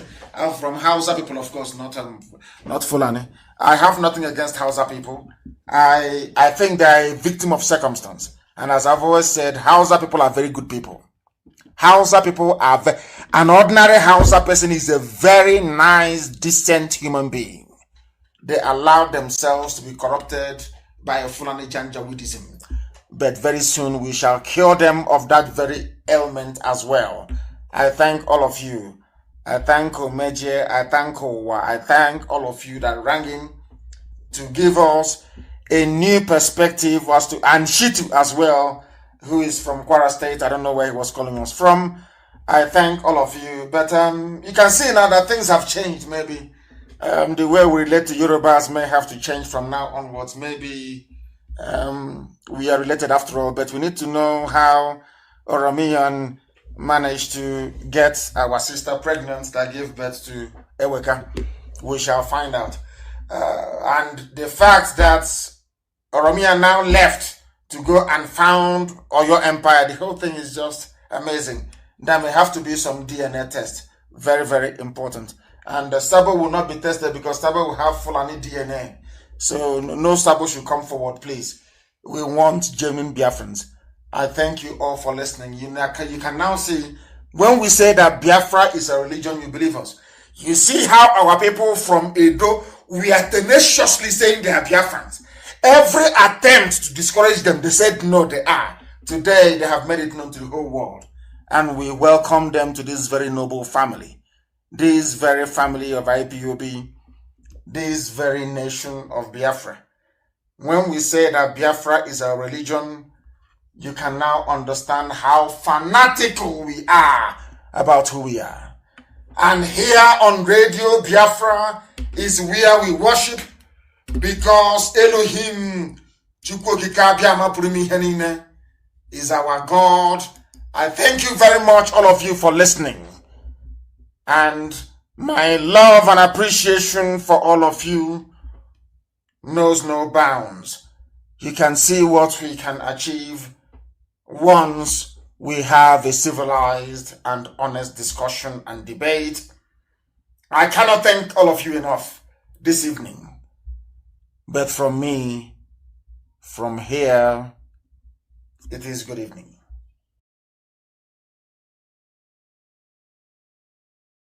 Another Savior, holy, holy, holy, holy, another Savior, holy, holy, holy, holy,